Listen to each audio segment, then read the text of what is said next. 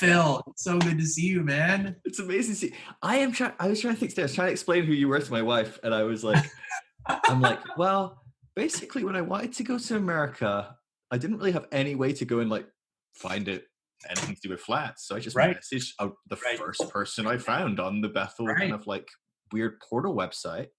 And I was like, hey, do you want to live with me? Like, Yeah, I was like, yes. That's kind of how I remember this conversation going. Like, I don't really know that. I mean, as far as I know, that's all that happened. Okay, the great thing is that even if I wanted to get rid of this background, I don't think I can. Amazing. Yeah. Amazing. Like, because Aberlin set this up, and so if you're cool with this being on your that can be your background. You can I think if you where it says like stop video, if you click the arrow next to it, you can say choose virtual background. Should be in the bottom left. See? Oh, there's Eve. And then wait, choose virtual background. There it is. That's the one. So you should be able to like disable or whatever. Yeah, I think she also downloaded as another choice for Eve this like Sesame Street background. Oh, here we go. Which I think, could Dude. That's very friendly. I feel like it's very on brand for, That is on brand for your vibe. Because when you think about it, like Sesame Street has been really deconstructing and like moving into like on a kind of a progressive arc a little bit, There's some sort of some form of like masters in the arts, doctorate in the arts, and someone is looking at an arc of Sesame Street and how it has influenced the progression of the I don't know, U.S. populace, the children. I think we have Sesame Street here. I don't really remember. I didn't grow up with Sesame Street, but I don't know if I just didn't like it and therefore didn't watch it. I don't know. My whole childhood is this blur. I don't have the capacity to visualize things in my head, so it's called aphantasia. So if you said like picture a red elephant, I couldn't do that. I can't picture what my mom looks like. I can't even picture what Tilly, my wife, looks like in my head. I can't picture that. So it makes remembering things from my childhood really, really tough, because I think that's how we store so much of our memory. Is visually. I only found this out about 3 years ago. My wife was, I don't know, it's much more recent, actually, probably about a year and a half ago. My wife was talking to me and she was like, oh yeah, I was just like reliving that memory from when I was like, what do you mean by like reliving a memory? It's like, like when you just like close your eyes and you can see it and you kind of like, you almost watch it like a video. And I'm like, you son of a bitch. I'm like, what are you kidding me? I was like, is this some sort of superpower? And she said, I think everyone can do this. I'm like, no. You're like actually false, hurtful on another note. That's so you remember things that happened. You have like narrative memory. You can tell a story. I'm good at remembering the information. Right. But like not, wow. Yeah, this is already a great experience for me. It's fascinating, right? I mean, apparently 1 in 50 people have aphantasia to some degree on a big spectrum, and so some people like maybe only see visually in black and white or something like that. That might be a slight type of it. But I just don't. When I always thought like when they say picture something in your head, I thought they were just. I didn't even know what I thought, but I didn't actually picture things. They're like, you got it? And I'm like, yeah, sure. I know what red is. I know what an elephant is. I can, yeah. Right. You're like, Jesus lives in my heart. Yeah. I got it. It's whatever that is. It's whatever that means. That was less disturbing and confusing for me, to be honest with you. Because picturing that is weird. Right. No, it's, now that my daughter, Eve is 5. Right. And so, she's pretty keyed in on. She's like, it's weird that we don't see God, and it's also weird that he like matters but isn't around. So yeah, she's I've tried to explain like what heaven is conceptually, but the great thing about trying to describe anything that I think I understand to Eve is understanding that I really don't understand what I'm about to describe. Right. Yeah. It's surreal. Like there is an element of when you have to explain it to, is it Einstein said, if you can't explain it to a 5-year-old, you don't understand it. I don't know if he actually said that or if that's like some smart person was like, if I just put Einstein into this quote, it'll be better. It's incredible. Yeah. But like, it's a profound thought, isn't it? Like of like, can I dumb this down enough that like at the very base of it, essence, it kind of makes some level of sense. Like, and Yeah. the answer is, generally speaking, for a lot of stuff, I believe, no, I'm not that good at this. I'm not at all good at this. And it literally makes me sit and pause and go, am I doing the right thing in life? You know what I mean? I feel like this is the segue to our beginning. I feel like this is where any conversation about deconstruction, like, or about like trying to live with God or understand God, I think it starts with that. You're like, do I actually know what I think I know? Yeah. So, but Yeah. that's fascinating, right? So, because when I last kind of saw you, I was trying to think if we've Skyped since we left. But I think we did Skype I think once. we did Skype once. I think we have Skype once. But from my memory, which shouldn't be trusted, I remember you were wearing a green top, right? No. Yeah. But from my memory, at that point, the last time I've talked to you, you were fairly, at least how you presented yourself to me, conventional in your beliefs within Christianity on the whole. And so shit's hit the fan since then, apparently. You're right. Something's happened. It's been a long 10 years, Phil. I am consistently reminded I should be better at staying in touch with my friends. 10 years. Oof. Oh, that's not what I meant. I know, but it's funny. What happened? I can remember because for background, you and I were housemates. I can remember arguing with you about how we really do need guns. Everybody does. Yes. Because if you don't have them, then people can kill you. Yeah. And this is a rational fear that everyone should have, to the extent that we all carry guns all the time. Sure. And in context, I mean, I'm some European hippie, right? Because everyone in Europe is like crazy left wing to the general populace of America. Our right wing is kind of a little bit weirdly left for most of America. And so so I come over and I'm like, oh yeah, well, we had like one mass shooting and we were immediately like, well, should we just get rid of guns? And everyone was like, yeah, let's do it, done. And we did. And people were like, oh yeah, I've got a gun. Yeah, I was going to rob a bank later with this, but I guess I can take a knife here. We shouldn't kill kids with these things. Or, it was such a radical shift. I know some countries have done that and other countries have, and I know it's super complex because we're like a little island and whatever, like there's loads of complex. But I came into America and certainly in the part of the world we were in, the movement of Christianity we were, the vast majority would hold a more right, conservative leaning. A lot of these words I struggle with because I can be very right wing, I can be very conservative. So I'm not saying that as a negative thing, but just that was the kind of culture which in America often coincides with, well, we have a right to own guns, we have and so you were kind of trying to explain this world to me, which I was like, but even our right wing is like, well, we shouldn't have guns. Like cops don't even have guns. You can have a gun. You may not have all of the guns and as much ammunition as you would like, and also anti-tank weapons. Like you should not. But what about deer hunting? If I can't hunt a deer with an anti-tank rifle, I'm not free. If the deer meat doesn't come in bits pre-cooked, I mean, did you really shoot it? No, it's a good. A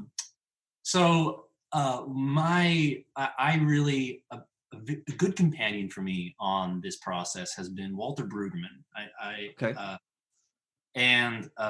Walter Brueggemann, I've listened to a lot of interviews with him and read some of his books, and he was asked in an interview about whether he identifies as left-wing or right-wing or and I really appreciate him because he talks about how describing yourself as a capitalist or a socialist is a non-starter in most bridge conversations because we already know what that means to us. So you can't we're going to talk about cognitive dissonance here, but he really focuses his language on talking about what's good for the neighborhood, what builds the security of a neighborhood, what what diffuses anxiety, because he like in his book Journey to the Common Good, he uses Egypt and Exodus from Egypt as this picture of what it means to move out of the empire of anxiety and domination and violence and into a community of vulnerability and dependency on grace. And it's so good. It's a really short little book. It's so good. And so starting with something like as simple as like the gun debate, right? Because for most people, it's a non-starter. It's like, do you believe in gun control, or do you believe in no gun control? Right. You can't have a moderate position on this. It's like you're either on one extreme or the other, which I guess me and you probably were in that moment. Absolutely. Me coming from the UK, not really understanding. When I left America 4 years later, I was pretty pro gun ownership. I really was. I held that position pretty well. And I would go back and I'd be like, listen, guys, you don't understand. It's a bit more complex than that. But I was probably fairly moderate, which is probably fairly rare. Because I was also like, but obviously, we don't let everyone have 23 of them, like that kind of, or whatever. One that can shoot 20 bullets in 2 seconds. You don't need that gun. So I would probably have held something, but that initial thing for us pictured that dynamic, which does seem very obvious in society today, is that generally speaking, to voice an opinion immediately gets labeled one of the two extremes, which tends to silence the moderates because they don't want to be labeled as one of the two extremes. So they take a step back and go, I don't want to be a headline. And then what happens is everyone else goes, I want to be a headline. And so you have extremists on both ends of the side making outrageous claims, lots of truth to both of those components, but probably both relatively unrealistic, unhealthy, whatever, impractical, whatever different language we have. So was that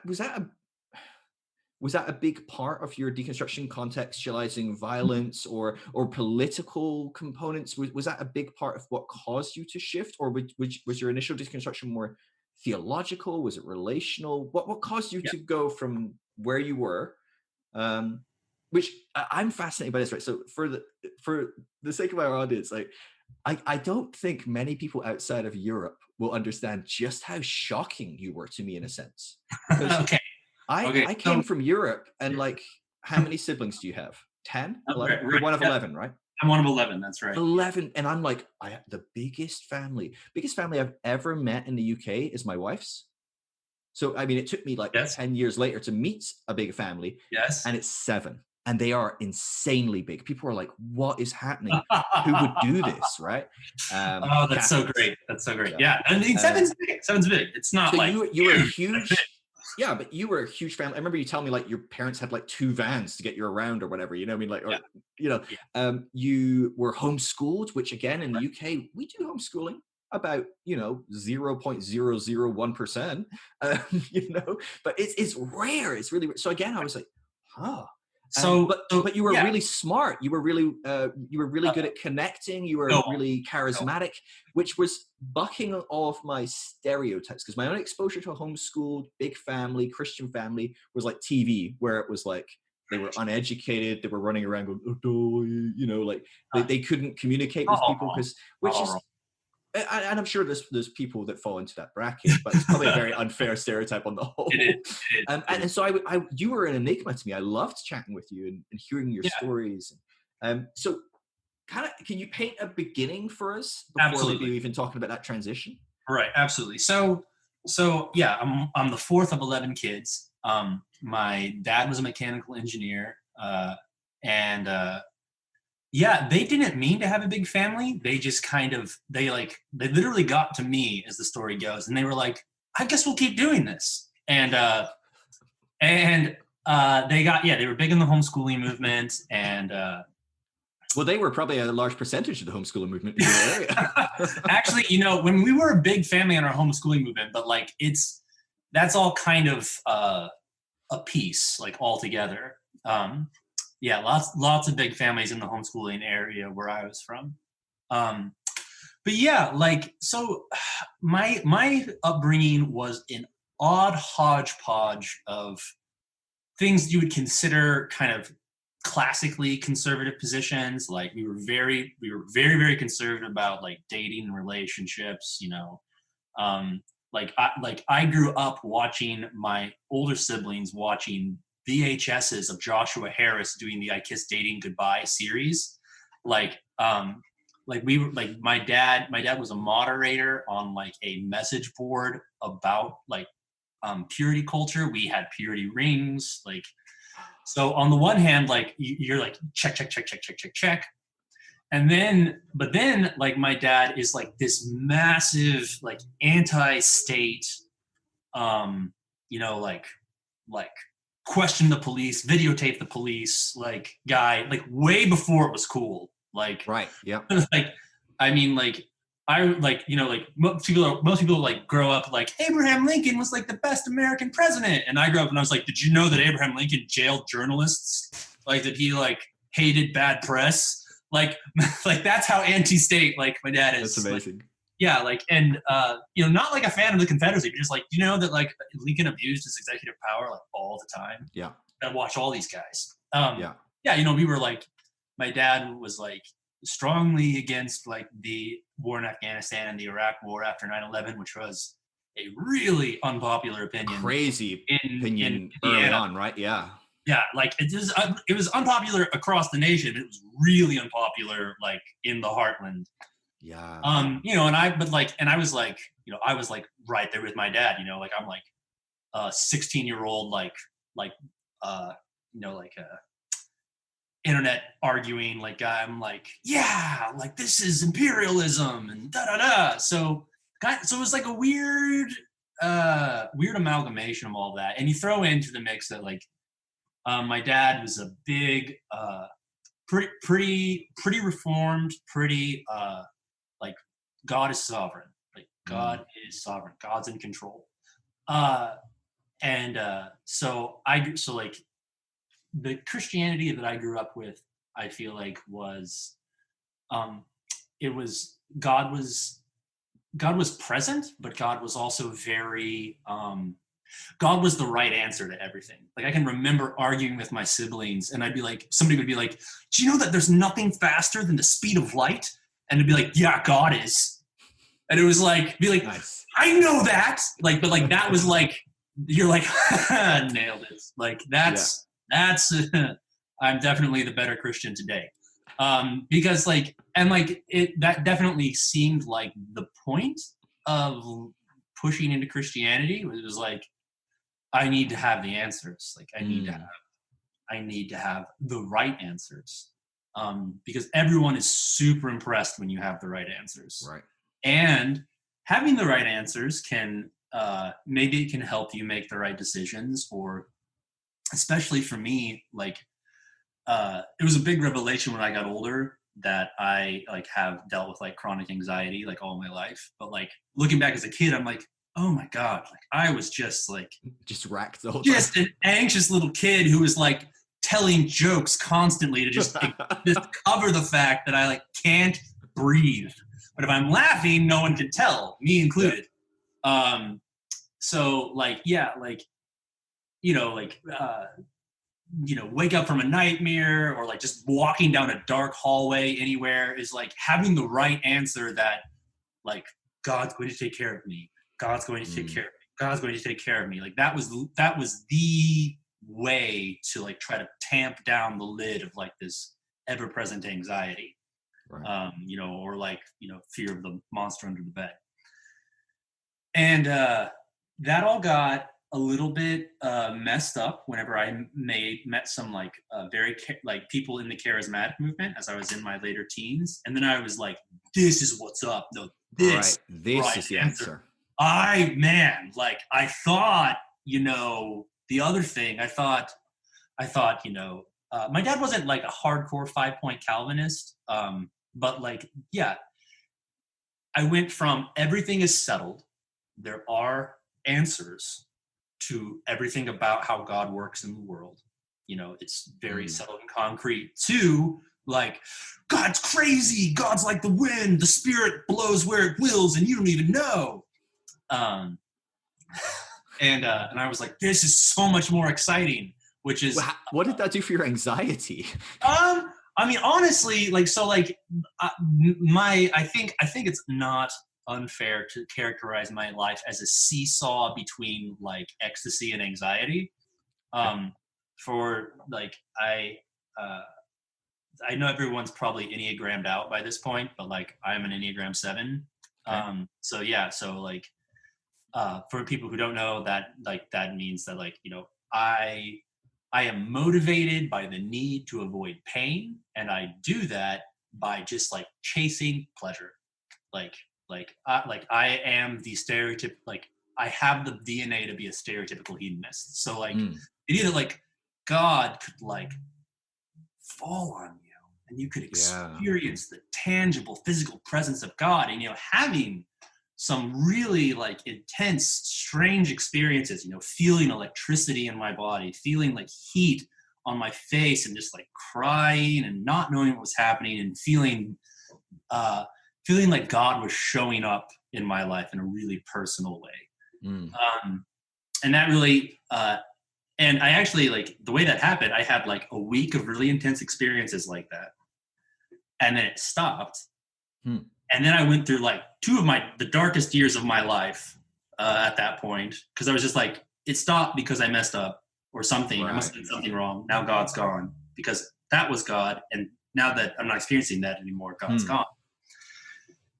And ended up, had an older brother that was involved with Kansas City IHOP and that movement. And he came back and introduced me to Bill Johnson and Bethel. I started listening to the podcast, and that was how I made up my mind to go to Bethel.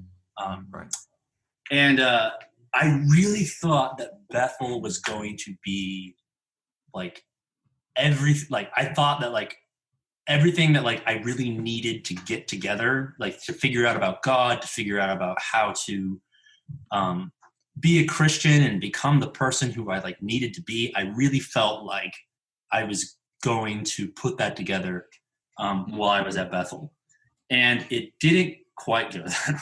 It didn't quite go that way.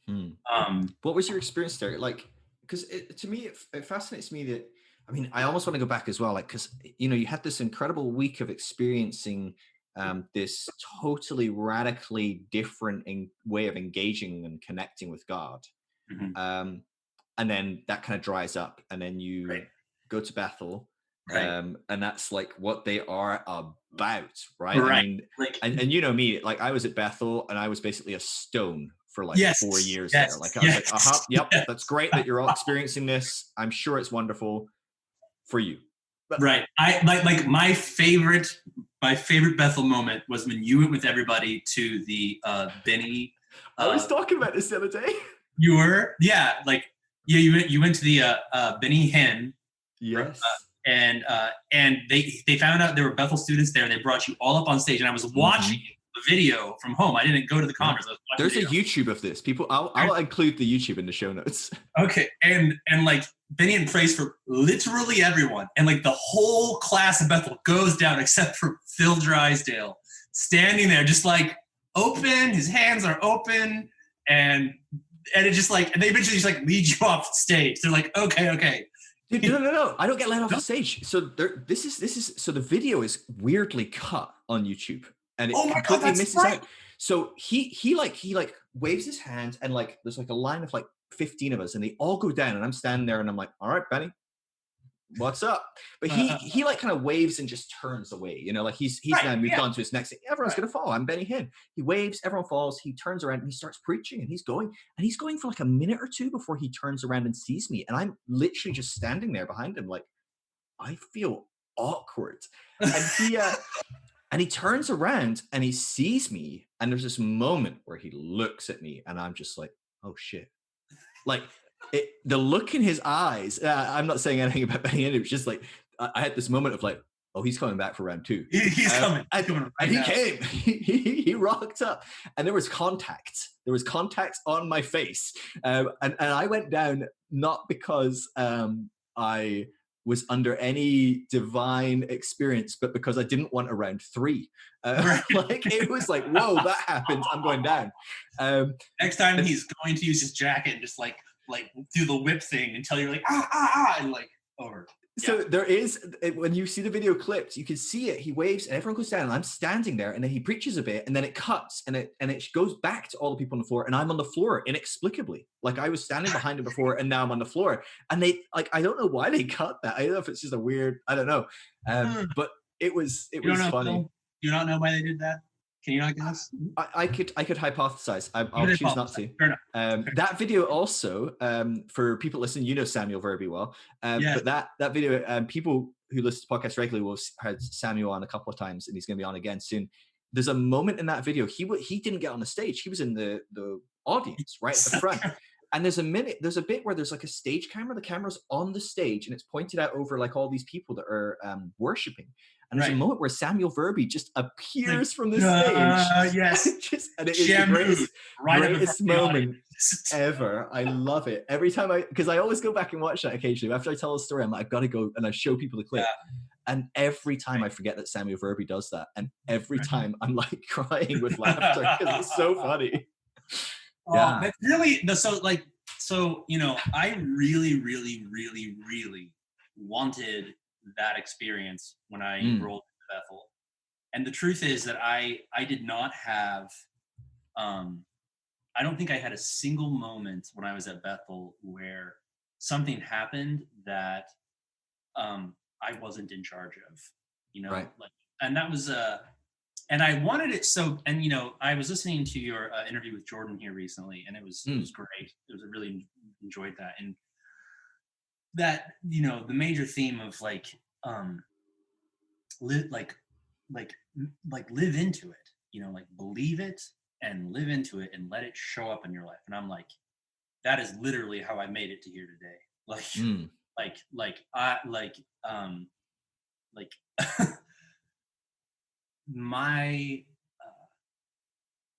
So, you know, one of 11 kids and the fourth of 11 kids. And so I got to be, you know, a baby, a middle, and an oldest as like older kids moved out. And my dad's dad moved in with us when I was like 13, and he was pretty disabled really quickly. And we like were his primary caretakers, like all through my teenage years. You know, he couldn't stand on his own. He couldn't go to the restroom on his own.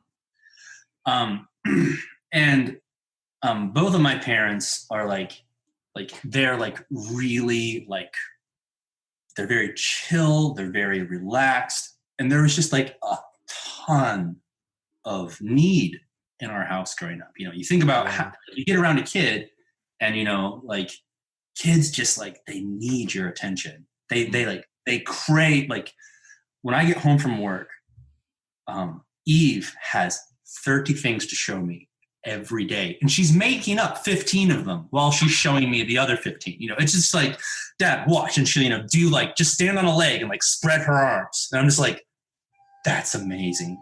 Have you been practicing that today? She's like, no, I just did it. I'm like, wow, so great. You know, and that's just like, that's what, like, it's, you know, it's just, you know, you kids live to be seen, like, and like to be seen, and you see a child, you see a kid, and the way you look at them becomes the internalized way they're looking at themselves, right? And, you know, and the thing, like, so, you know, there were just a lot of kids to divide the eyes among in my house. Hard to be seen when there's, like, it's like a Where's Wally, right? Or Where Wally in the UK, yes. And so, like, the main, like, so in this, like, so my family is, like, the best at parties. To come by my house growing up, like if somebody's coming over, we had a party and we partied. And then the first time that I brought my wife home, when we were dating, and she came to my house, and there was a party, and this was after we got married, because this was after we got married. After we got married, brought her home for a weekend, and there was a party the first night, and the party was over, and like everyone went. Like everyone just like slips to their corners and like slips to their, like, just like trying to find a little bit of space and do,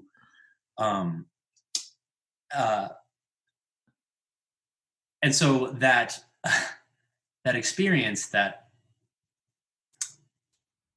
moment between, like, you're either partying and doing everything you can to be seen, or no one's going to see me, Mm. and you have to, like, and you know, withdraw or find some other way to take care of yourself. Um, that I actually lost my train of thought just there. I'm intrigued by that because that's a fascinating component. How did that play out at Bethel? Because like we got to Bethel, it was a fairly reasonable sized class compared to how big it has gotten. But it Mhm. was still, you're in a room with, I think our year had 700 people. Right, And right. I would say There- about 80% of them were like, hi, I've yeah, arrived, look at me. And there right, were some right. more quiet personalities. But like, I mean, if you'd grown up with this kind of need to be seen, this desire to be seen, maybe even starved of that at times, maybe not, certainly not intentionally or anything, but just by the makeup of a family. There's plenty of pros to having a big family, and there's plenty of cons, and that's maybe just one of Right, them. of course. But you go into an environment where you're trying to develop, grow, you've got a lot of expectation on the people that are there, leaders, these kind of quote unquote mom and dad figures spiritually. Um, Right. and you're going, okay, I need to, was that a part of you to be like, oh, I need to be seen? Yeah, And then how yeah. does that play out when you've got, 700 other people, maybe like 500 of them are also doing it? Oh, well, like, that's the, like, on that. Yeah, that's, thank you. Yeah, the, like, my anxiety came out at Bethel in a way that I was totally unprepared for, and I didn't really know, because, like, I was a big fish in my circle, like in my home, like Mm, my homeschool circle. Like, I had friends, like, I was I was one of the really outgoing people. I was well known and pretty well liked, and then, like, went to Bethel, and it's like, Richard Rohr. He described, like, Richard Rohr's Enneagram book is great, and he describes charismatic culture as, like, Enneagram 7 culture. okay. Like, this is like any, like they want to party. They want the Yeah. good news. They want, like, did something bad happen? Well, let me explain how it actually is kind of a good thing, Yeah. and we'll throw it away now and Do keep something pushing really good. on for the good thing that's coming next, which we can Yeah. see coming down the pipe, and we believe for it and we live into it. And, like, I mean, like, yeah, Bethel was like crack for me on, Mm, like it was just like, yes, this is literally how I have ordered my universe. Like, um, and like, I like there, and honestly, that was the most edifying thing that I got from Bethel, like, from teaching that I had listened to them and my experience there. The hopeful anticipation that God was going to do a good thing, and that mm, God was still doing good things. Like, it wasn't over. It's not like yeah. settled and done, and we're just riding this train till the apocalypse happens. That was, like, great news for me, and Yeah. it really gave me energy and life and direction. But I love this. That, like, and tell me, like, do you? I'm sorry, I keep referencing the Enneagram. Do you Enneagram, Phil? Have you Dude, I Enneagram? have tried like 5 or 6 times to get into it, and every time I'm just like, dude, this is doing nothing for me. And I had like an expert. I met up with this guy who was like an expert when I was in Florida doing some ministry stuff, and like he is like really good at what it's all about. He's like a Right. neuroscientist. Like, I mean, he's a really Awesome. smart guy, and he's like got different frameworks of how it works, and he understands it from like a kind of like neurological kind of perspective, or however the heck that works. I don't know. He's explaining it to me. He's like, "Oh, you're this, and that means this and this," and he's like, "That must be really exciting for you to like understand yourself." And I'm like, I don't know. But I was just told the other What is your day. second guess? What did you think? What did you like? Yeah, I was like, and what other options are there? Keep going. Um, no, I think he was right as well, but I was just like, whatever. I just don't really care. I don't know if I was like personality profiled out. I'd done the kind of Myers-Briggs, a disc, the whatever. And I know it's extremely different from those models as well. But Right. I was just kind of like, okay, I'm done It's with that. kind of, so it's kind of it's like in a side point. But in the Enneagram, you have integration and disintegration things. Things you move towards in growth, things you move towards in stress. Mm, So Enneagram, like Richard Rohr, who I think we all know and love pretty yeah. well, our favorite Franciscan, like, he describes charismatic culture as being very seven, this, like, go party party party. What sevens have to do to grow is move towards the style 5, which is the thinking person. They are circumspect. They take in the full perspective. They're not inclined to be carried away by their emotions. In fact, they have a really hard time experiencing their emotions very often. Wow. Bill Johnson is a 5. Like, Bill Johnson is a hardcore 5. And, when he would talk about, you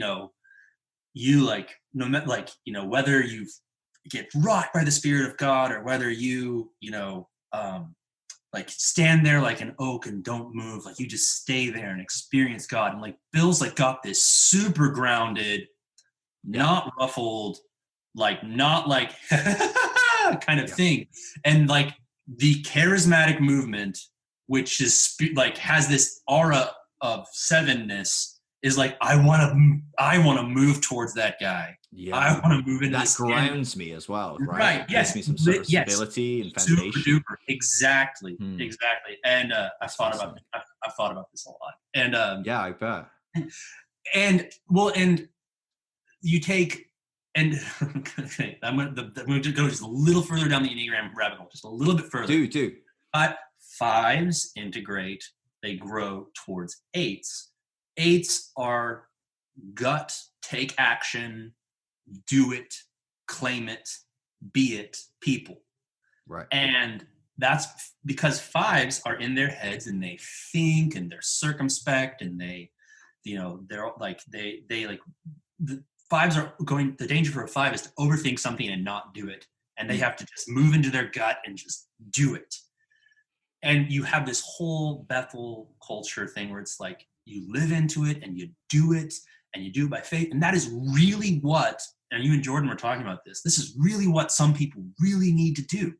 Like, it actually is their key to growth. Like, as people, it is going to move them stuck in, out of their heads and into action. But if you tell a bunch of 7s, if you talk about like how our class of 800, you're like, about 80% of us are like, I'm a part, like, look at me, I'm a party person, I have all this energy, like, there's a lot, like, you tell all these people that, like, what they need to do is just go for it and live into it, and it'll show up in their lives, and they are not thoughtful, circumspect, like, inner life people, you're going to get a mixed bag of results. Yeah.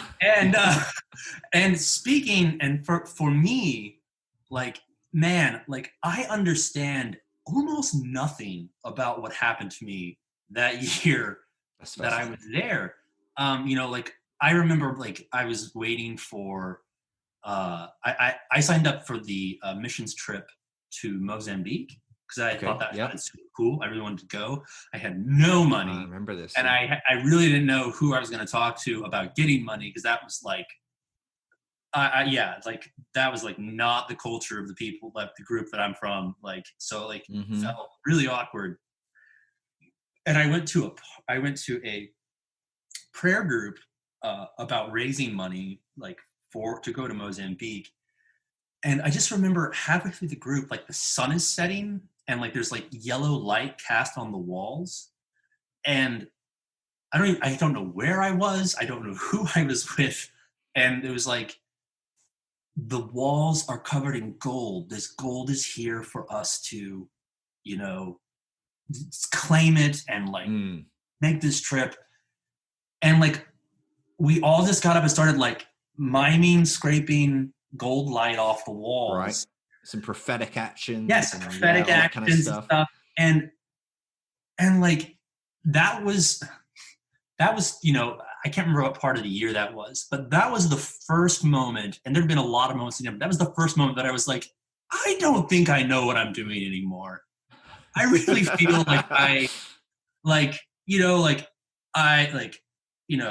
we're laying on hands, like we're praying for the sick, we're doing all this stuff. Like, I personally like wasn't seeing it, I wasn't experiencing it. But I was in them, like, you walk in it, you look for it, you do it. And that was the first moment where I was like, I don't know if I understand what's happening anymore or why I'm doing this. And, I I took that thought and I pushed it down very, very, very deep. Yeah. And I was like, well, that doubt isn't going to get you your money from Mozambique, man. It is not. It is not. It is not going to help me live into this trusting God to get to Mozambique. I did not go to Mozambique on that. Even though you scraped the gold off the wall? Even though I did. But here's the thing. I asked in your class, half of them, all the ones that went to Mozambique, why they went. And they all said, because I scraped gold off the wall. That's so weird. Dang, I knew it. I knew I wasn't trusting. I should have asked you as well. Maybe my data would have been a bit more well-rounded.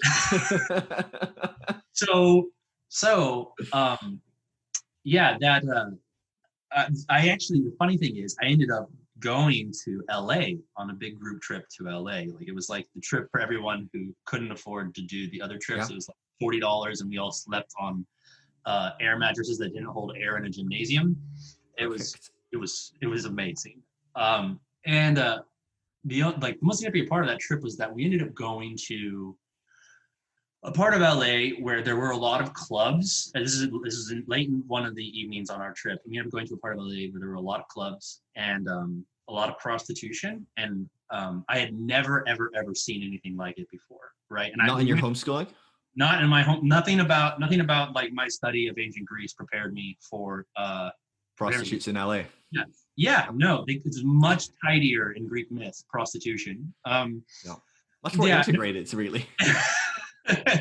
And we went as this big group, and of course, like, there were like 10 guys and like 40 girls, and like we're being led by this like group of like 3 people from the center, and the guy from the center, he's like, hey, look at me. Hey, like, you got to keep an eye on the girls in your group because this is not a safe area of town. And then, like, boom, he was gone. He was like talking to some homeless guy who's trying to get him to come to the center.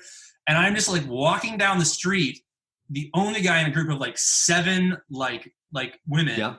And I'm just like, this is terrifying. And you're like 18 as well, right? I mean, high school. I was 20. Maybe, I was 20. Yeah. 20. Yeah. Yeah. Okay. No, but I might. Yeah. I might. Like, you're not braced for this or prepared. No, for this, I moved from living at home to moving in with you.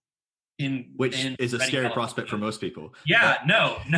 I was like, this guy doesn't think I should own a gun. He'd be useless in LA. And like, I was just there. You know, like, there were sex workers coming in and out of like pornography shops, and there were people screaming at each other on the other side of the street, and like. The objective was to hand out roses to the sex workers. That was like part of the mission there.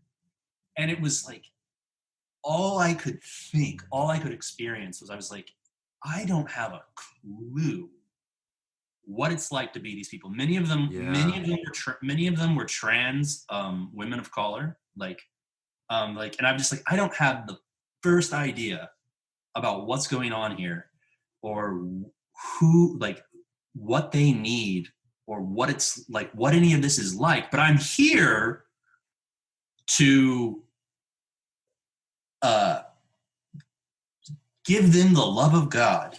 But I don't have any idea what that would mean for them. And like, I watched like some people in our group try to give flowers to them, and it's easily in the top 3 most awkward things I've ever witnessed. Wow. In like, truly painful, like truly like someone from a life that like nobody in this group has any idea about. And they're like, here's a flower. And like that moment of exchange where it's like, there is nothing in common here and there's nothing to be shared. Like, one of them kind of took it and the other one was just like, no, and just walked away, like, not happy. Both of those moments were really came back to me a lot after I left Bethel. Wow. Even though I like really tried to keep them down. And like, cause I moved back from Bethel, and I'd been dating long distance, Amerlin, who we've been married for 10 years now. I moved down to New Albany, where we live now, and started going to their home church and like doing a small group with them. And once again, I felt like I was like a big fish, right? Because I just came back from ministry school, and like everyone's like, "Oh, you're back from ministry school." So I'm like, "Let me tell you everything that you didn't know about," because now I'm back and like, guess what? Being a Christian is about having answers. So here's everything you never thought to ask about how healing works. I've not done it, but this is how it works, and this is how you pray in tongues, and this is how you do, and like so. It was I'm looking back on it, I'm really embarrassed about the attitude I had. I really felt like I told myself that I had a real grasp on the things of God that like nobody else around me really had. And Avril and I, we'd been married for about a year, I think. And Avril started to go through deconstruction. Wow. Yeah, because Avril is like, for Enneagram types again, Avril is a 5. Okay. So she sits in her head a lot. So she sits in her head, and what she wants more than anything else is to really see things for what they are. Like that, like she really wants to see things for what they are. And I'm like, that sounds like it could really hurt. So I really think we shouldn't do that. That doesn't sound like moving towards pleasure. right, exactly. It's like, in fact, yeah, like what if I juggle so you don't even like think about that? You just watch me juggle. So, and I was going then she like, this is her description of it to me as well. She's like, I was really there, like listening to her, talking her through it. Like as she described, the questions she was having but like the inside voice is like screaming. I'm like, you can't like wonder if God cares, because that's definitely the wrong answer. We learned this when we were 5. God cares. So you can't be like, any other answer to that question is bloody terrifying, right? They're really bad. Answer. Yes, like it's just not a good thing like to explore. Listen, I literally fought my childhood nightmares by assuring myself God cared, right? So like you can be like, I feel like God's not around. Because Aberlin has like lived through things. Aberlin has seen people she really cares about live through really serious, heavy things. Anyway, it was just like, it's honestly, in retrospect, it's perhaps the most honest, basic question that everyone who lives at all must ask about God. If they really believe in God, like you ask that at some point. Yeah. And maybe and whatever answer you come up with, like you ask that point if you're being honest. You ask that question if you're being honest. And there came this moment where I was like trying to like gently like be like, oh, I'm listening to you, but I'm also going to like massage this into explaining why that's not the case, why God really does care, and why you probably shouldn't be asking these questions. And everyone was like, I don't think you believe in God more than I do. And I was like, me, rug, like just, I'm like, I am like, what do you mean? She's like, I've never seen you pray.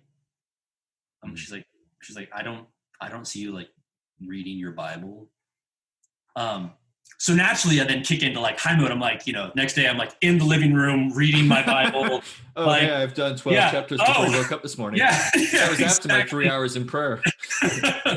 but like it really started to send me on this spiral, where I'm like, because I hadn't accepted that the version of believing in God that I had was the best way to believe in God is to have all the right answers about God, so that when things arise internally or when things come in from the outside, you can have an answer for that.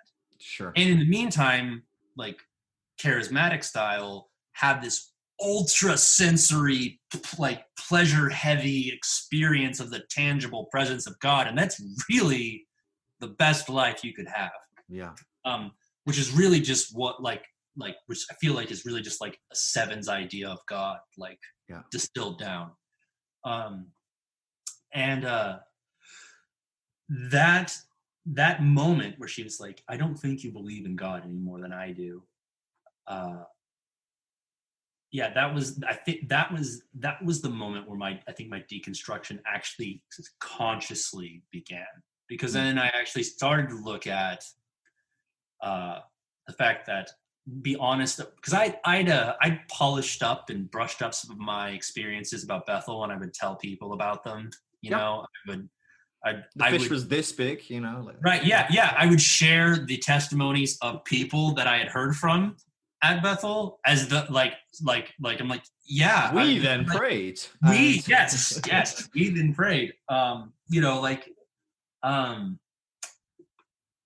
And because like, what could be more terrifying than to like go through all of that and come back like no more certain than you were going into it. Sure. And at that moment, I happened to see a dear friend of mine. He was starting his own website, and he was publishing these articles about grace. And it was crazy radical stuff that I had never seen before. His name is Phil. And no, genuinely, you had started your podcast around that time. Okay, like yeah. The early version of it. Well, I actually just took all those offline because I have this theory of like everyone is somewhere and anything is helpful for where people are at, you know. So if someone comes across my old stuff, that's where they are and that's what they need. Right. It'll help them move in the direction, and that's fine. Sure. But it got to the point I was looking through the podcast and I was like, there is some horrifically toxic stuff in here. And so I was like, no, I'm done. Oh my God. My God. So yes. yeah. And I probably need to do that with my blogs as well, because I had someone message me like about a week ago and they were like, Phil, I can't believe that you said this. Like, this doesn't make any sense knowing you. And I was like, dude, look at the date on that. And it was like 2009 or something. And I was like, can you imagine that I was a different person 11 years ago? Yeah. Hard agree on that. Like, can't believe I said that at that time. Yeah, definitely. Yeah. Anyway, sorry. So you started looking at some of my stuff, and I started reading some of your stuff, and I actually reached out to you and I was like, hey, like, you have any more resources? And you directed me to the 4 Views of the Atonement book that Greg Boyd authored an essay in. And so then, then I'm like watching Brian Zahn debate, Dr. What's His Face from IHOP about Monster God debate. Like, right. Michael Brown. Yeah. Michael Brown, Dr. Michael Brown.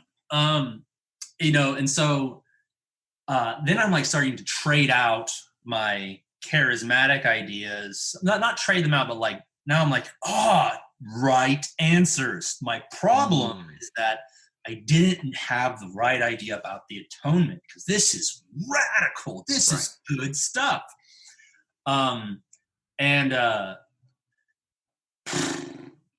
This brings us, like, honestly, like, what I've been learning a little bit about cognitive dissonance,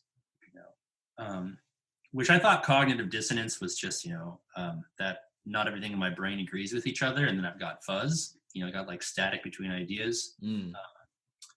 But I was listening to an interview the other day with Carol Tavris. She's the author of she's a co-author of like Mistakes Were Made But Not By Me, which is a book about cognitive dissonance.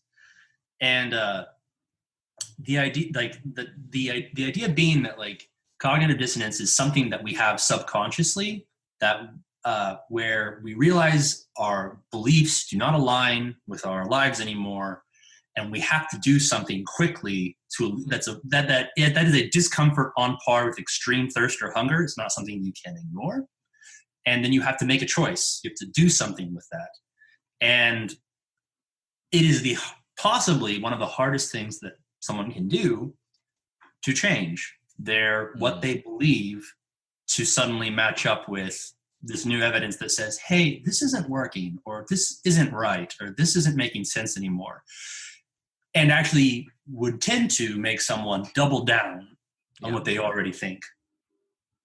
And so what I assumed was that I just needed to get the right answers. And by the time that I got them, like, then like I would have peace, and I would like, you know, like I could like, you know, be who I need to be for Aberlin, because like obviously Aberlin just needs the right answers, because that's what I need.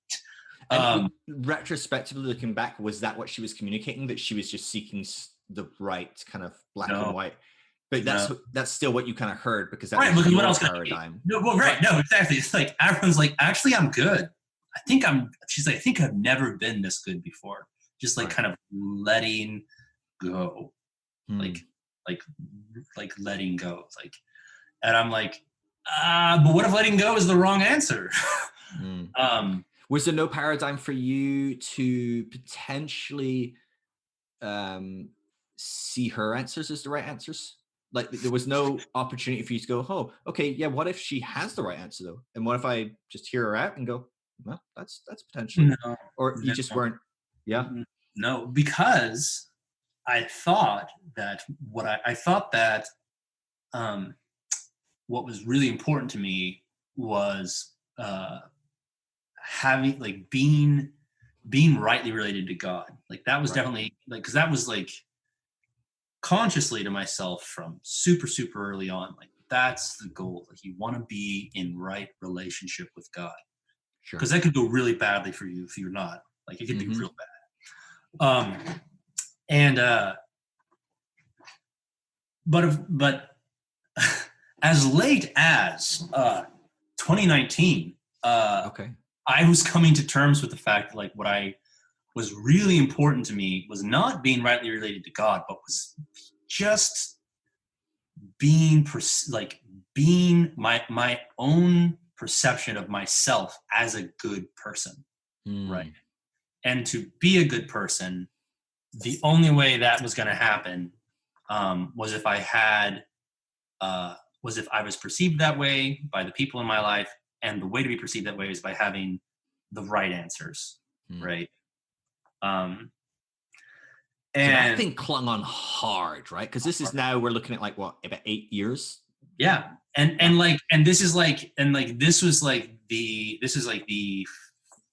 probably the foundational like identity crisis.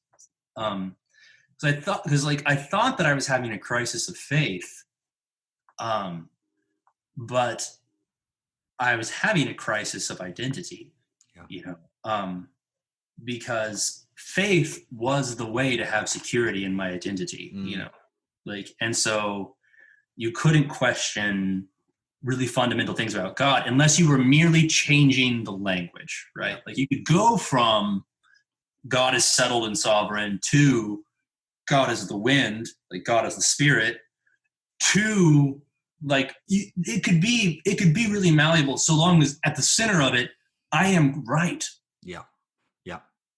I'm right and I have answers. I think that's probably true for most people, really. I think at the end of the day, all of this is just where do I fit in a narrative that gives me like belonging, purpose, feeling safe, secure, certain, all these different things. But generally speaking, the narrative we create is kind of immaterial in a sense. Now, I know that there's someone looking onto that statement and going, hello, absolute truth, you're being very relativistic there. And I'm not saying that there isn't absolute truth, but I'm just saying the way we come to our conclusions of what that is generally is what makes me feel comfortable. And what makes me feel safe right now. And so I'm happy to move on if it keeps me feeling safe, if it's within that boundary. But to break the boundary suddenly very quickly, it, like you said, it rips the rug out from under, and I go, oh God, where am I standing? What do I do? Oh, actually, let's just put the rug back in, because it's just way more comfortable. So I mean, that's. I had a really good buddy who he's pretty strongly in the Reformed camp. I love him to death, and he has this great like I think he says to be in the Reform movement is to say God is sovereign and we are so stressed, because like it's I that idea about absolute truth, like I mean, I could confess the Apostles' Creed right now and agree with everything in it. Yeah, I think I could probably even confess the Nicene Creed and agree with everything in it. But yeah, like the issue is not, and that this is like this is the moment of disintegration. It's like the issue is not that absolute truth exists. The issue is that I don't have it. uh, and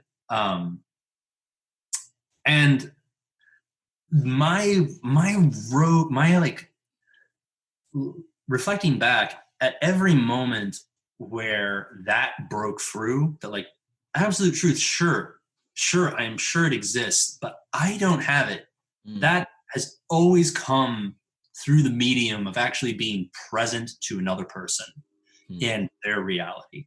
Like, because it is so possible to feel in control and feel like I've got it together and I've got my answers in a line. And by the time this other person stops talking about what's happening in their life, I can begin to tell them about how things work and what to think about that. And if they do, for sure, it's going to help them, because because the way to deal with the monsters in your dreams is to be like, God cares about me, God cares about me, God cares about me, God cares about me. And then sooner or later, and then before you know it, you're out of it, man. Just like any good mantra, it'll get you through it until you can think about something else.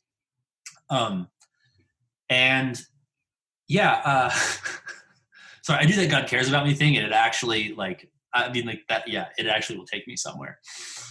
So yeah, like people's pursuit of absolute truth, I think, very much relates to our desire to be in control of what that is. And the further away from another person we can remove that, the less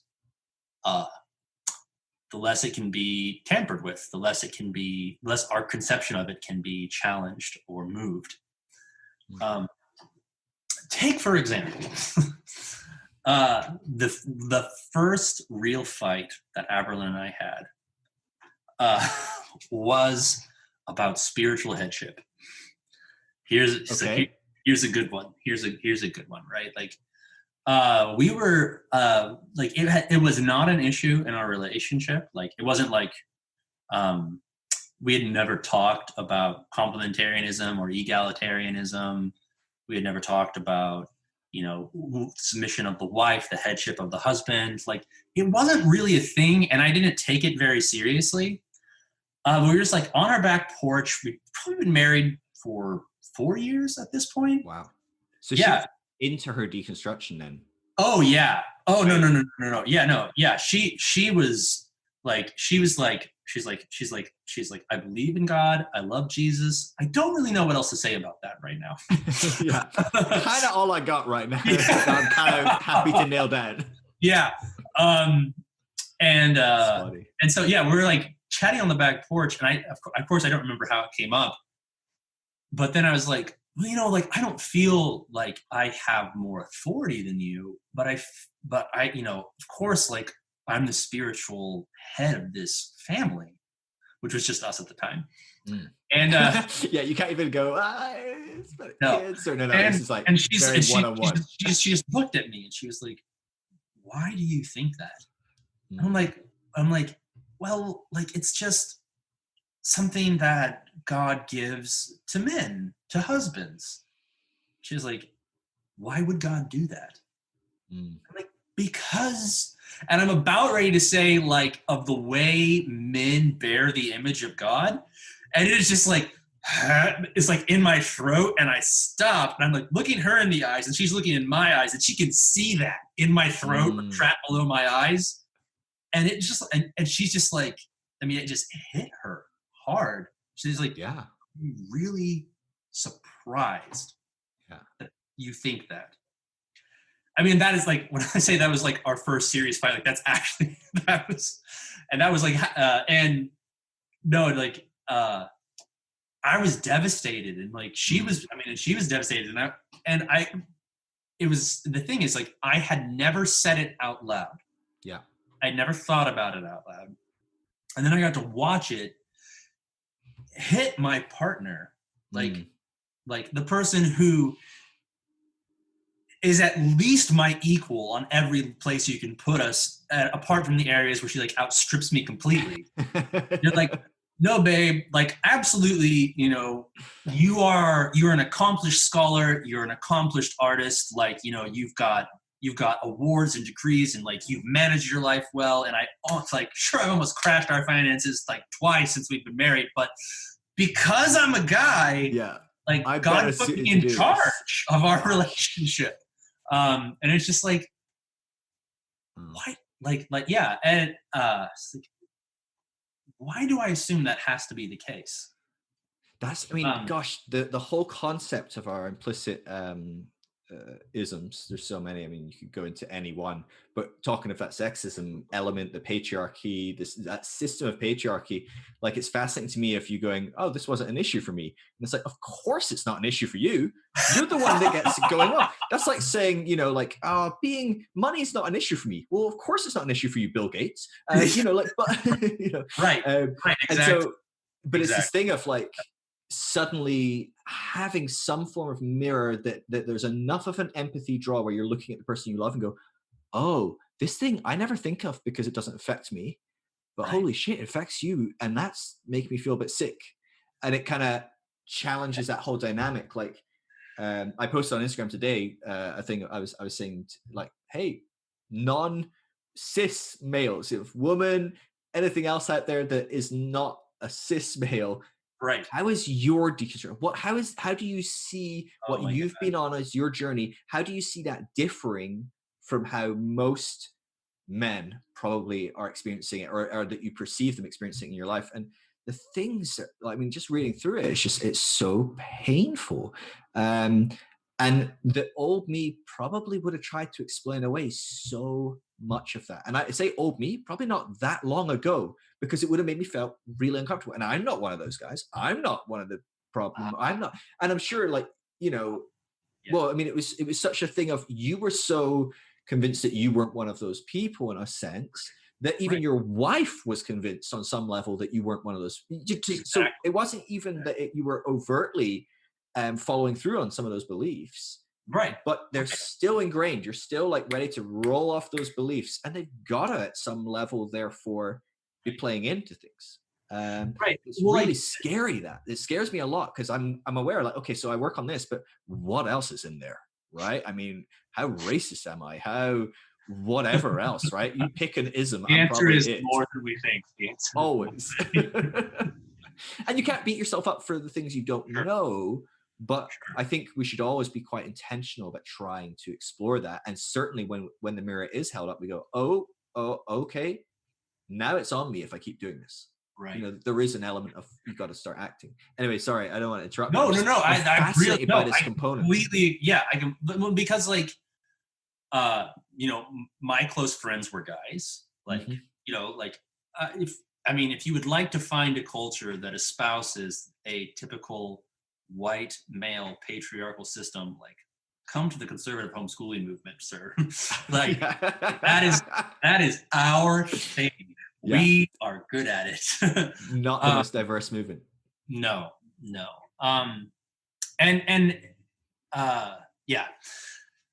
So, like, that momentum, like, that's one of, like, the first like, I think about that missions trip to LA, where, like, I actually saw, like, I think it was the first time that I saw trans people, that I realized that I actually came face to face with them, that I met sex workers, and that I realized that, like, I am walking around thinking I have the answers for these people, and I have no clue. Like to be face to face with that reality is to realize I don't have a clue.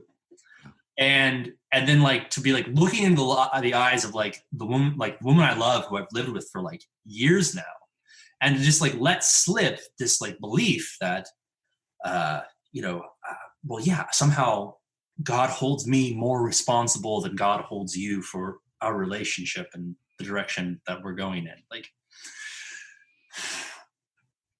And it wasn't too long after that we had well, actually, I mean, it was a few years. My daughter was born, and and then she was born in 2014, and the Obama years came to a close, and 2016 rolled around. And about the time 2016 rolled around, I was identifying as loosely Anabaptist at that time. I really like big into Greg Boyd, still love Greg Boyd, like Satan, the Problem of Evil, still like really fun book, really really challenging about the openness of the future, like anyway, that's a rabbit trail all on its own. But like the Anabaptist thing really nicely fleshed up with the anti-statist thing that I really had deep in my heart all along, like from my childhood up with my dad, like being anti-war and anti-state. And I'm like, and actually now that's the way Jesus would want me to be. Like, Jesus doesn't want you to vote. Jesus doesn't want you to run for office. Jesus, like that's like, I love the modern Anabaptist movement. That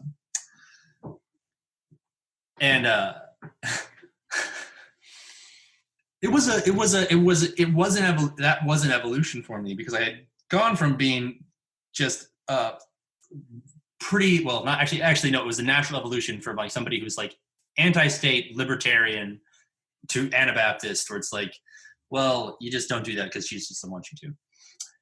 And 2016 happened, and in the United States, this was the monumental year where we ended up with Hillary Clinton and Donald Trump on our ballot. Yeah. And election day came and went, and I didn't vote because I Anabaptist kind of principle. Or... Right, yeah. The idea that like the idea that like you choose a king, you're choosing somebody other than God, right? And that was the logic that I applied to the election. And woke up and like next morning, like most people went to bed on election night. Did you stay up?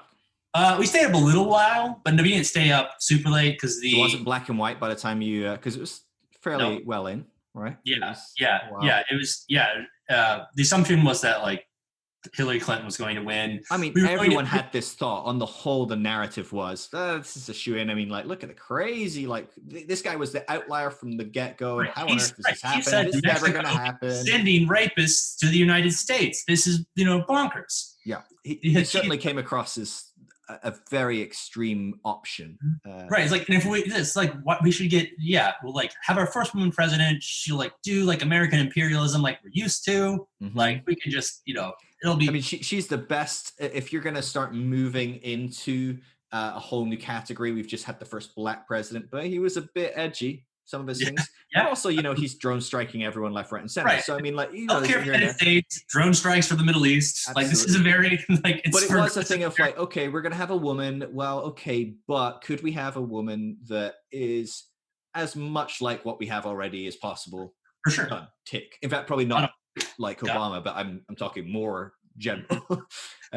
And so it felt like the then I remember going to bed going, gosh, when I wake up, it's going to be like in the middle of the elections still coming in. So I set my alarm early, and I'm like, oh, this will be fun to see like how far it's gone, where it's at. And I remember going, oh, this is a race. Like I was like, oh, this is not going what I thought it was, and it was riveting. I'm watching it come in, right? But bemused and astonished, and I mean, it was so surprising to me, and probably from a whole nother level because again, we're removed, we're not within American culture. Sure. I'm more aware of American culture than a lot of people in Europe. I spent more time in America. I 60-70% of my audience are American. I spend loads of time over there. I spend loads of time talking to people, so I get it, but I'm also still going, oh, and then I mean, we followed suit, so I mean, whatever. But well, so. and one of the big issues, was the release of that Hollywood Access tape where he's on the record bragging about sexually assaulting women. Sure. You can grab them by the pussy. You can do whatever you want. Like, Avril and I talked about that a lot. Like, and she talked about that to a lot of women that she knew. And I woke up the morning after the election, and not totally sure what I was hearing. I look over and Avril's looking at her phone and she's crying. Yeah. And my stomach just sinks. Yeah. And almost a lot of the women that I knew, a lot of the younger women that I knew, that was just a gut-wrenching morning. And it wasn't so much. Obviously it was about the politics. Obviously it was about policies. But again and again and again, what I heard is that guy was on tape bragging, stating as a boast to a younger guy. It's not like, hey, these are two 18-year-olds saying stupid crap to each other that they are both going to cry about whenever it comes out in public and, do 100 hours of community service because they're so ashamed. It's this is a 60-year-old man, telling a younger man about what you can do to women. Yeah. And what he's done to women. Yeah. And for all these women that I knew, it was this is the country that we live in, where that is not a reason. Yeah, that didn't put people off, and more shockingly so for Christians, that didn't put off Christians, because there's this kind of purity, this holiness, this whatever concept that Christians, even our votes are for the sake of purity and sanctity of marriage, abortion, kind of different things that we feel this is what we're all about. I think that in talking, because I've obviously talked with loads of people online since 2016, just a few, and a lot of them kind of process, and many of them I just spent best part of 3 weeks in the South, not that recently, pandemic. I had to miss out one of my trips to America, but I was in the South before that in January, and talking to some people, and they were like, I voted for Trump, and they've shifted so much in their beliefs that they go, I'm just a totally different person now. But it exposed to me how much that wasn't an issue on the table for me, and I didn't really. I'm aware that I, generally speaking, just didn't think of women. I just didn't. It just wasn't even a kind of thought. It just wasn't on the table. And I'm intrigued by you, because this is now a few years after that moment with your wife. Yes. And you've now had a daughter as well. So I'm assuming you've gone through some processes and talked with her and tried to explore some of your we found out participation in that world. Right. Whenever Avril found out that she was pregnant, we were blown away, really excited. We went to get the ultrasound to find out if you're having a boy or a girl. Avril's what do you think? Do you think it is? What do you want? And I'm like, I don't know. I don't care. I am so excited. It can be, whatever. I am so here for it. And then the ultrasound technician is and it's a girl. And first shock, just and I was and then when the shock hit me, I was I was expecting it to be a boy. I didn't know I was, but the shock is telling the truth. That's interesting. And then walking out into the parking lot, I felt fear. I actually felt scared. And so this is a couple of years after Eve. Yeah, Eve is about 2. Yeah, I think she would have just turned 2. Yeah, and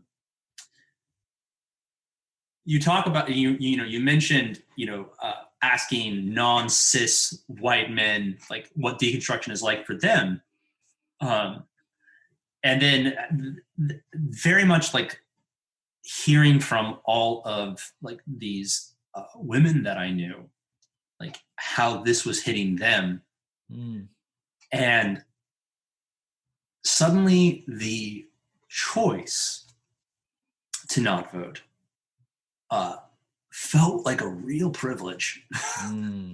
Felt like a real I'm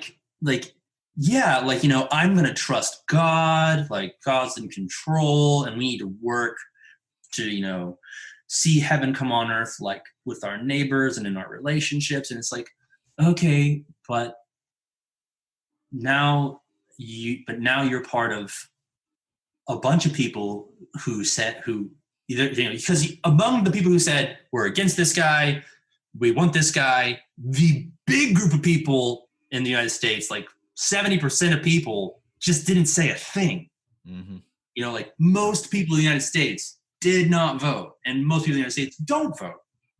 Like, which is common in, I mean, a huge right, majority of the world. Right, It's wild.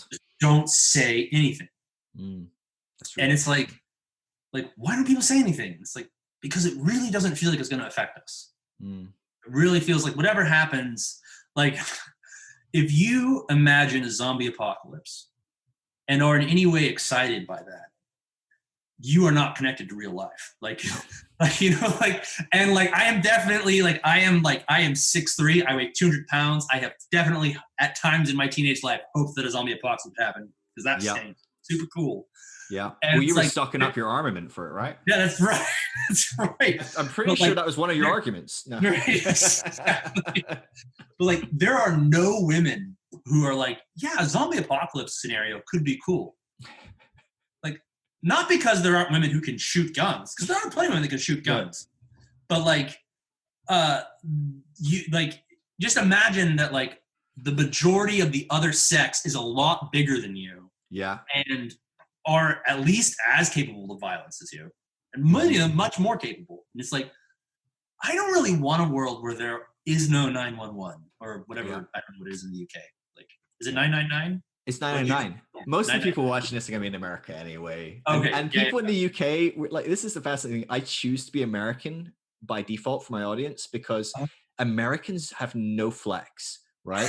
You spell a word by British English and oh my God, you get 35 messages going, what do you mean? It doesn't even make sense. You spelled it wrong. You spell words English, American, maybe one or two British people will go, oh, typical, you're spelling it American, but they don't really care. This is for my donors, for people that give to me, I do all my giving in dollars. Do you know how impractical that is for a person that lives in the UK? But British people, German people, South African people, they'll go, I've bought stuff from America before. I can give in a US dollar. It's fine. It's a bit less practical. Phil will lose 8% or whatever, but it's fine. Americans, they go, you want me to give in pounds? What is this currency? I don't even know of this. Not quite, but they're just I do not want to know about the rest of the world, and I'm not going to flex. The problem is, you gave up the empirical system to us and adopted something called metric, and that just sounds way less boss. So now we imperial does sound pretty good. We have imperial measurements. We have dollars. Y'all have metric and whatever else. We should have had super duper dollars or something. I don't know. Something. See, that would have been. You would have really gotten America's attention. Yeah. With that one. Power bucks. Power bucks. Oh, that's funny. So this is going on. So this is fascinating because this is something I hear a lot from a lot of people. So let me say this. I've found for a lot of males in their deconstruction, and all this is anecdotal. We're doing a lot of research right now, and I'm really excited, and I'm so excited in the different directions that will go. But right now, it's at very early stage. I just don't have the data, and I'm piecemealing it over the next 20 years probably. So we'll get there, but it'll probably be too late by the time we figure it out.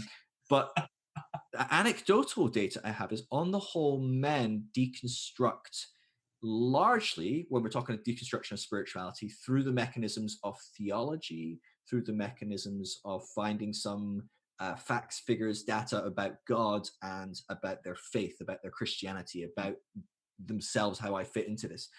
It seems for women, generally speaking, to be a much broader thing, because there is so much systemic stuff that affects them in the church, which is also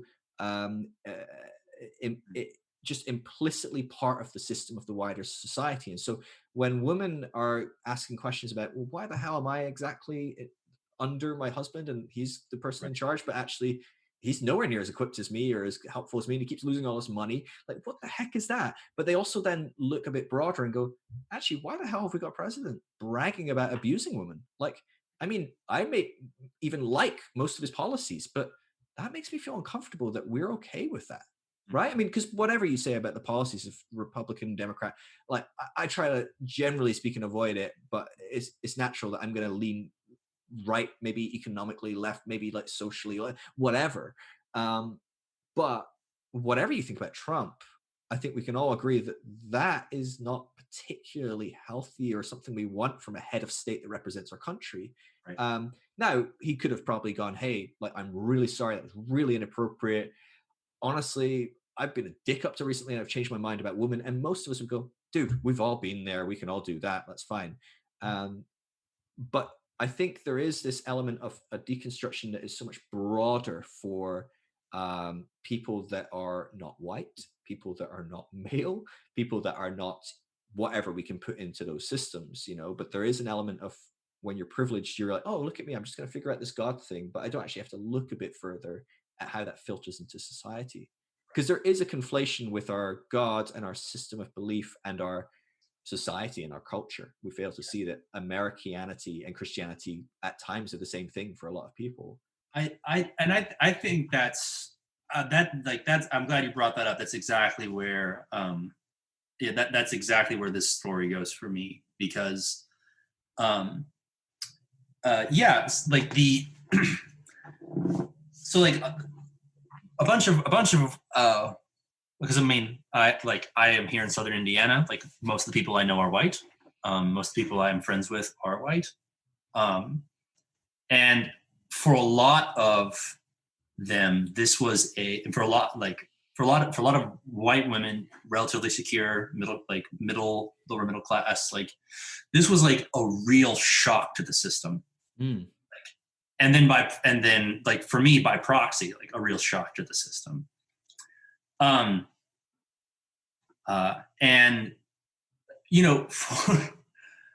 for a lot of there I from like my talk, like from conversations that I've had with friends, or podcasts I listen to, like a lot of Black people in the United States were not shocked.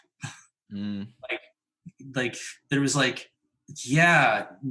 most people don't care about like systemic injustice, about sexism and racism and stuff. It's just that this was really, really, really blatant. It was about white women, and it really hit home on a new level. It really hit home on another level. And then not long after, we had Charlestown happen, where there were the protests, and there were neo-Nazis, saying, you will not replace us, Jews will not replace us, like marching that, and Heather Hires was killed by a neo-Nazi driving his car into a crowd. And that's right, I remember that. There were all these debates about the removal of Confederate statues honoring the Confederacy, statues that were not erected at the end of the Civil War, but were erected in 1960 during civil rights. The explicit message being that we're not for these civil rights. Like we fought for the Confederacy, states' rights, the right to do what? So, I picked up about that time. I picked up The Cross and the Lynching Tree by James Cone. And I'd heard of liberation theology, but I had it wasn't on the shelves growing up. And James Cone, in the first few pages of that, he's like, the greatest sin of the American church is white supremacy. And I was like, I closed the book and I put it down, and I was like, how is that so obvious? And I have never heard anyone say that before. So you weren't, this was not closed, like, I'm angry, I'm done. No. Because that was my first thought, was like, Yeah. that would be probably one of my first thoughts to that statement. Yeah. I don't know, did you see, I interviewed a woman called Jo Lumen, amazing, she does amazing stuff on all kinds of decolonization within deconstruction.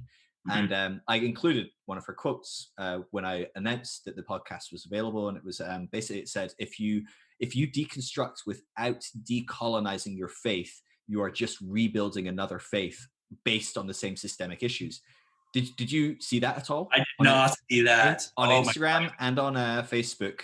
Dear Lord Jesus.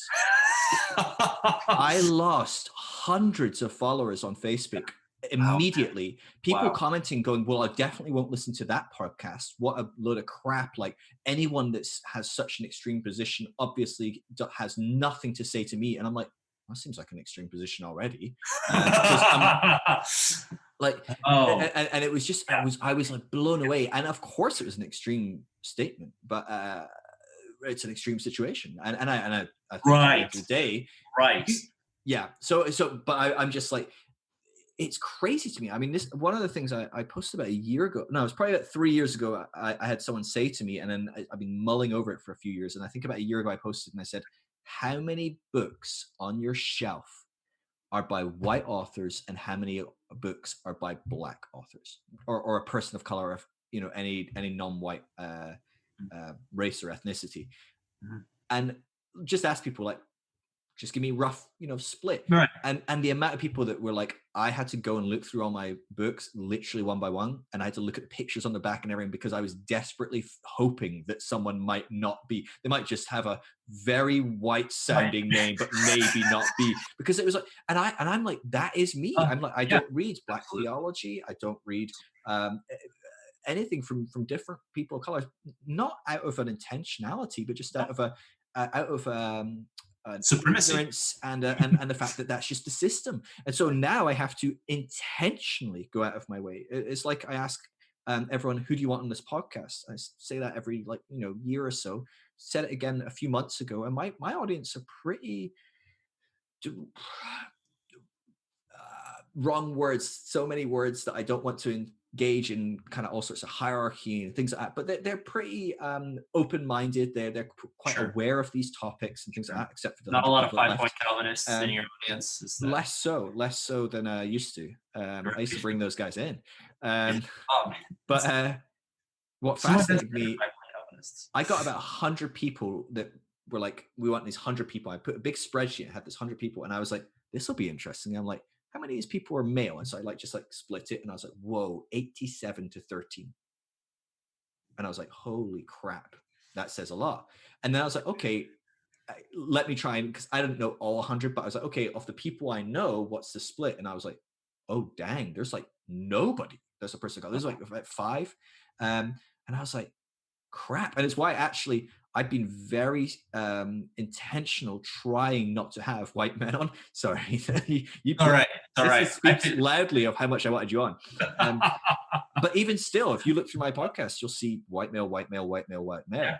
And it's nothing about white males not having. The issue isn't that white men don't have it. The issue isn't that there's a lack of value or a lack of like meaning or anything to say. It's about supremacy. It's about dominance. Yeah. Right. And it is that, like, I can immediately find 100 white males to speak, but actually I'm going to have to go and hunt like anything to find 100 people in a different background, minority, but actually not a minority, right? Women are not a minority, especially when you look at like people that have gone through church. Well, churches predominantly outweighed by women.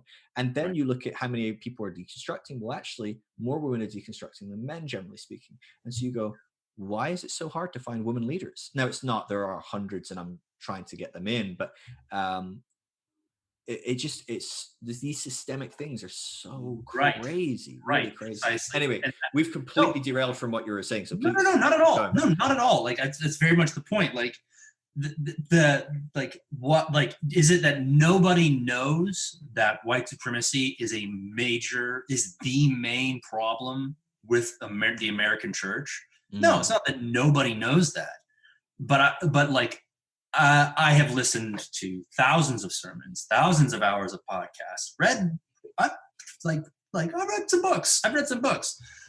Never come up. Never an issue.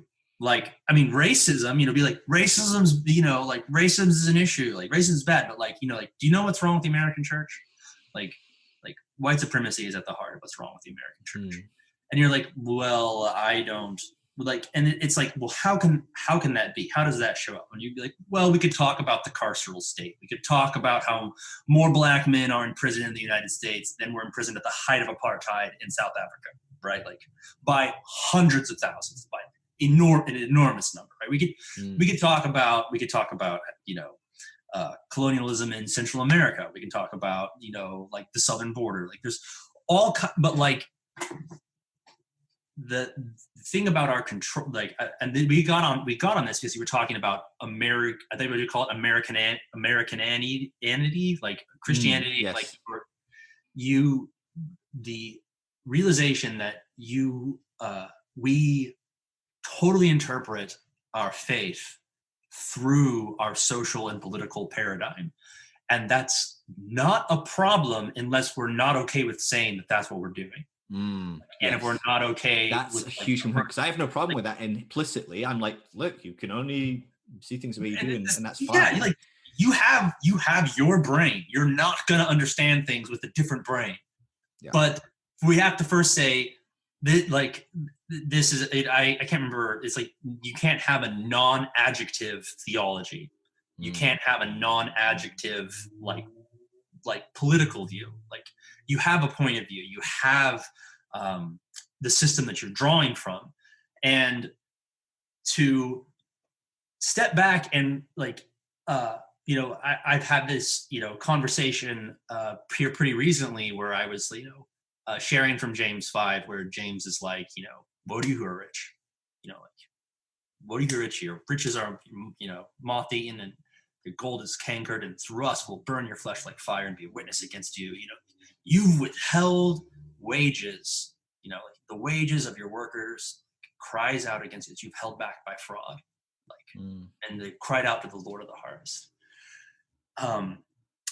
And I shared that, talking about the way that people like Jeff Bezos and other extremely successful billionaires have become even more successful billionaires during this pandemic and during this crisis. And now they're cutting their emergency wages because the wages are over. And seems like a fairly, if you take it, like if you totally cut everything out, you're like, that probably applies to Jeff Bezos, right? Like he's got workers, he's immeasurably more wealthy than they are. Right. And even before all this was kicking off, I mean, like Amazon was the textbook case if you were going to talk about people that literally like are going home and hanging themselves because their workplace is so awful. And there's they don't pay any taxes, so they don't Amazon, the corporation, doesn't pay any taxes, and so like that's like this should not be an issue. And like right away, like I'm having these arguments with people where they're like, well, who are you to judge what he does with his money? And it's like, I mean, like I act like James is like James is like, well, what about you? And what about what you do? I'm like, I don't have any employees. Like, this is like, it's like Christians can be so painstakingly literal about passages that they want to apply to somebody. And it's like, well, this is talking about somebody who has employees. So I don't think it's talking about every person earning a salary of $35,000. Like, it's not about this. Like, there are lots of verses in the Bible that say, be generous. There are lots of verses that say, like, give like from a joyful heart. This verse says, hey, really rich people who get really rich by paying their workers crap and holding back the value of their work from them so they can get rich. God's coming for you. Like, that's actually the whole point here. This is not a be generous verse. This is a be scared rich people who are rich and your workers are poor. That's actually the whole point. Like, James, but like if if we let James say that, that is an attack on core American Christian values. Like, that's very, very important, that like being rich isn't an issue. Like having more than everyone else isn't an issue, which is really important if you have 5% of the world's population and consume 25% of the planet's resources. You need to have that as a core value for your nation. Otherwise, it's going to get really awkward really fast that we can all eat as much beef as we want and not worry about it. Like, so that James Cone was my entry. He was my gateway drug into starting to, and I was primed for it because I have my background being like annoyingly anti-state. Like I'm smarter than all of you because I'm a libertarian, and that's the third way that nobody thought of before.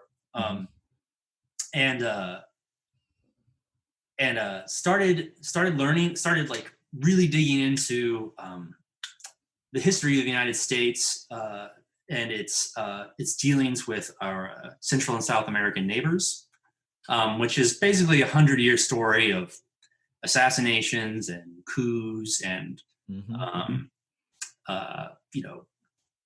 invasions to prop up major U.S. corporations, like literally like overthrowing, the Guatemalan president Jacobo Arbenz, and like all. You guys all learned that from us, by the way. I mean, thanks, Dad. And and then you can read about, you find out about lots of these like really like political leaders, people who are held in high esteem. Like I'm seeing a lot of especially for a lot of people who have like regret over Trump, like they're like looking back towards like George H.W. Bush and like men who the whole zeitgeist of the American political leadership is that like this is a Christian nation. We are Christian men. Like we believe in Christian values. And you're like, George H.W. Bush bombed Panama City unprovoked. There was no act of war. 5,000 people died. Because their president was like not going to renegotiate the Panama Canal. The massive international condemnation. I have not met a single American who knows that happened. I'd never heard of that. Yeah, like he bombed Panama. It's not a secret. He bombed Panama City for 3 days. Nobody was allowed into the city to count bodies. Like things were moved around, things were hidden. Like Dick Cheney, he was there, like said that maybe 300 people died, but like the Red Cross wasn't allowed in. Nobody was allowed in for 3 days. And like human rights organizations are like at least 5,000 people died. Because it was the city. Like it wasn't not a military target. They bombed Panama, kidnapped the president Noriega, who was by all accounts kind of a jerk. But like had been a CIA asset for like 20 years. Again, like not a secret, not a conspiracy theory, like openly the truth. The relevance of all this is that it's like our self-reflection as like particularly as white American Christians is that we've had problems, but we've basically gotten it right. Like there are issues, but like they're like basically we're on the right path. I remember after the 2016 election, there were people, spiritual leaders, people who have been our spiritual leaders, who went on the record because there was dust up. It's like, hey, this guy really doesn't like brown people. This guy characterizes the most impoverished, most desperate, neighbors that we have who come here and like they're willing to work, they're willing, like they want a better life. Our economy would collapse without them, blah, blah, blah, blah, blah. And he's like, these people some of them sure are fine, but Mexico's sending their rapists, they're sending murderers, like they're sending, like that's who these people are, and we got to stop this from happening. And it sparked off like this immigration debate, and like the immigration debate for American Christianity could be shoved into the corner, and has been for overwhelmingly for our history. Like that's a political issue; it's not a Christian issue. Yeah, like which is fascinating to me because right. it's such a prominent message all the way through the Bible. But but like or mass incarceration, that's a political issue. Like whether like social provision, that's a political issue. These aren't Christian issues. And I'm trying to remember his name. He was a bishop in Central America. His last name was Herrera, and he has this great quote where he's like, "When I feed the poor, they call me a saint. When I ask why the poor are hungry, they call me a communist." And one of my, I think, and this is where I am kind of in the present day. I think that like it is. I don't think anyone's deconstruction has gone far enough until we are beginning to realize that the political and the religious are the same, are like effectively the same thing. Like they are the structures by which we organize our community. Yeah. Right. And they aren't the same thing in that, like, well, hopefully they're not the same thing in that, like, you aren't trying to make your politics your religion necessarily, or vice versa. But like, if you're talking about Jesus got killed for political reasons. 100%. They right. only crucified insurgents. Right. They only crucified to be pulling down the Roman government to be crucified. Right. Like, right. Exactly. The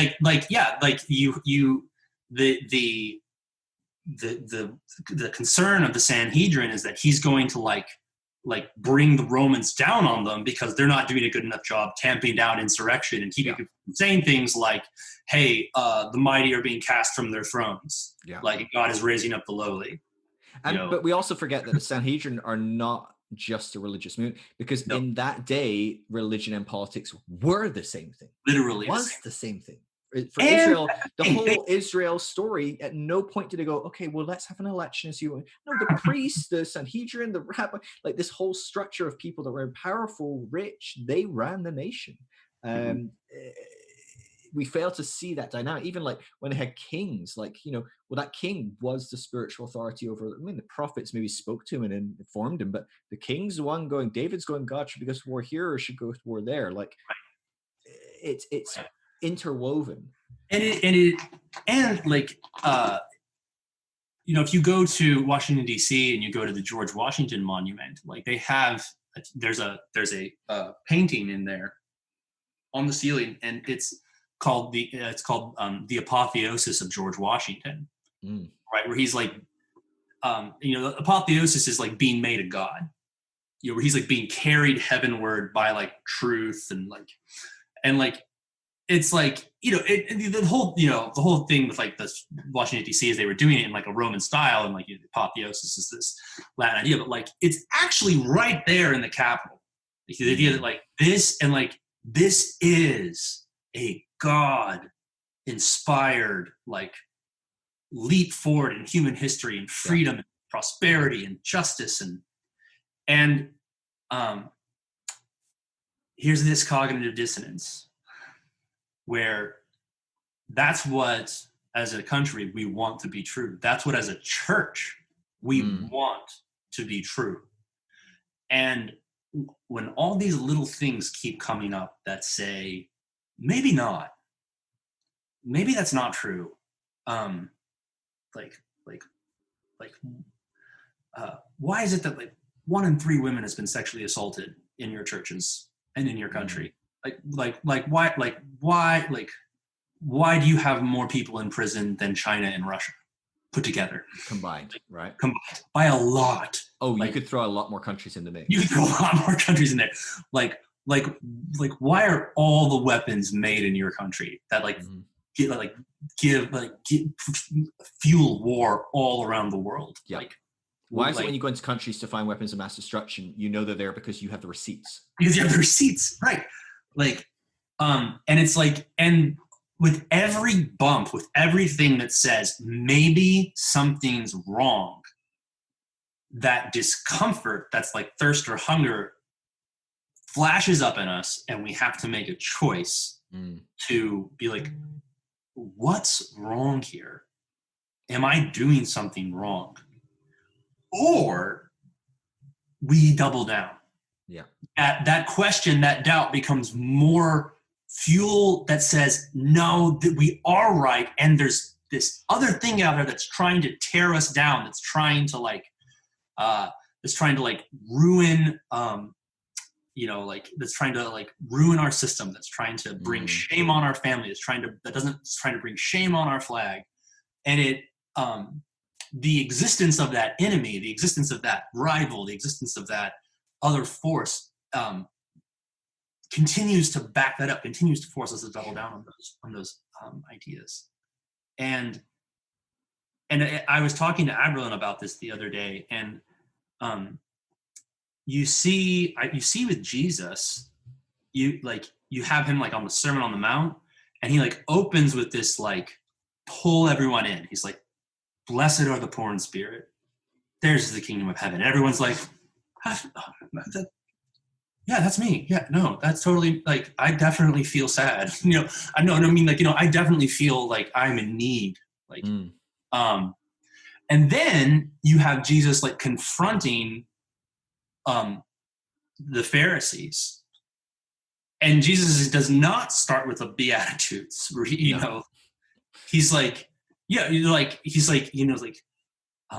woe to you, hypocrites, blind guides. You search the whole world for one proselyte, and you make him twice as much a son of hell as yourself.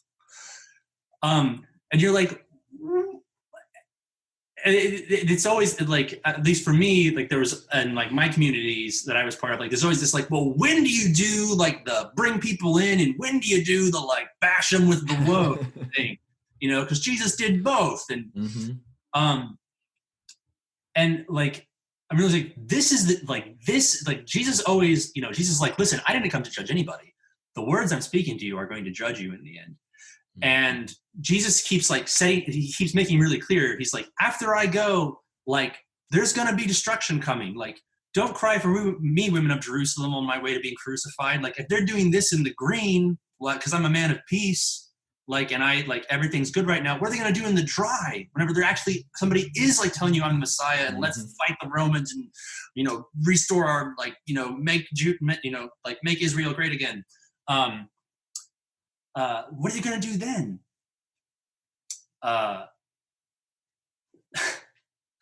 Sorry, I just thought of interposing that onto Israel.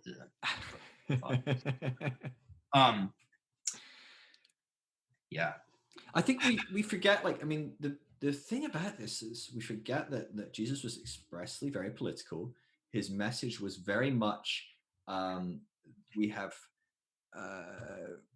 have created a system where the religious elites, the financial elites, the governmental empire elites, so Rome as a whole, are basically milking everyone dry. They don't give a crap about the general populace. That they are the blessed be the poor in spirit is pretty much everyone. And woe to you, these hypocritical leaders that position themselves as somehow better, when actually you're utterly dry as dust in your heart. What's going on?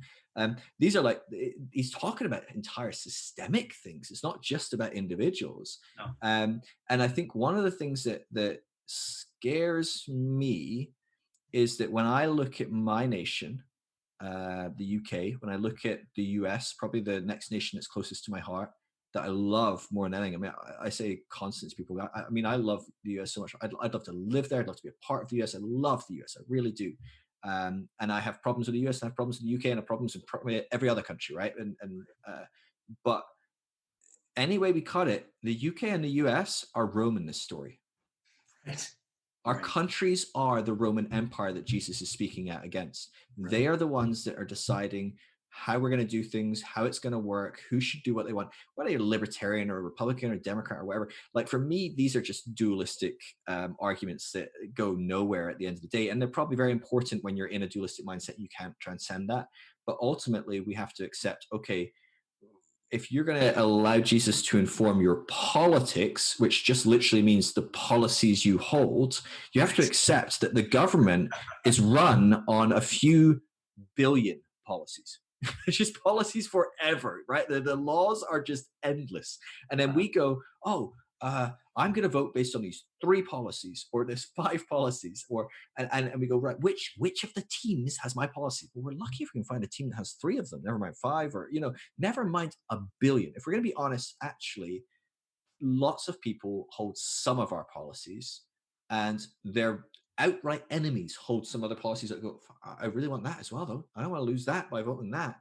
And it's going to take us being a lot more level-headed, having a much more rounded conversation. But again, when the moderate is silenced and the 2 extremes come out, we end up with just an unhealthy approach to governing nations. Totally to that end, that like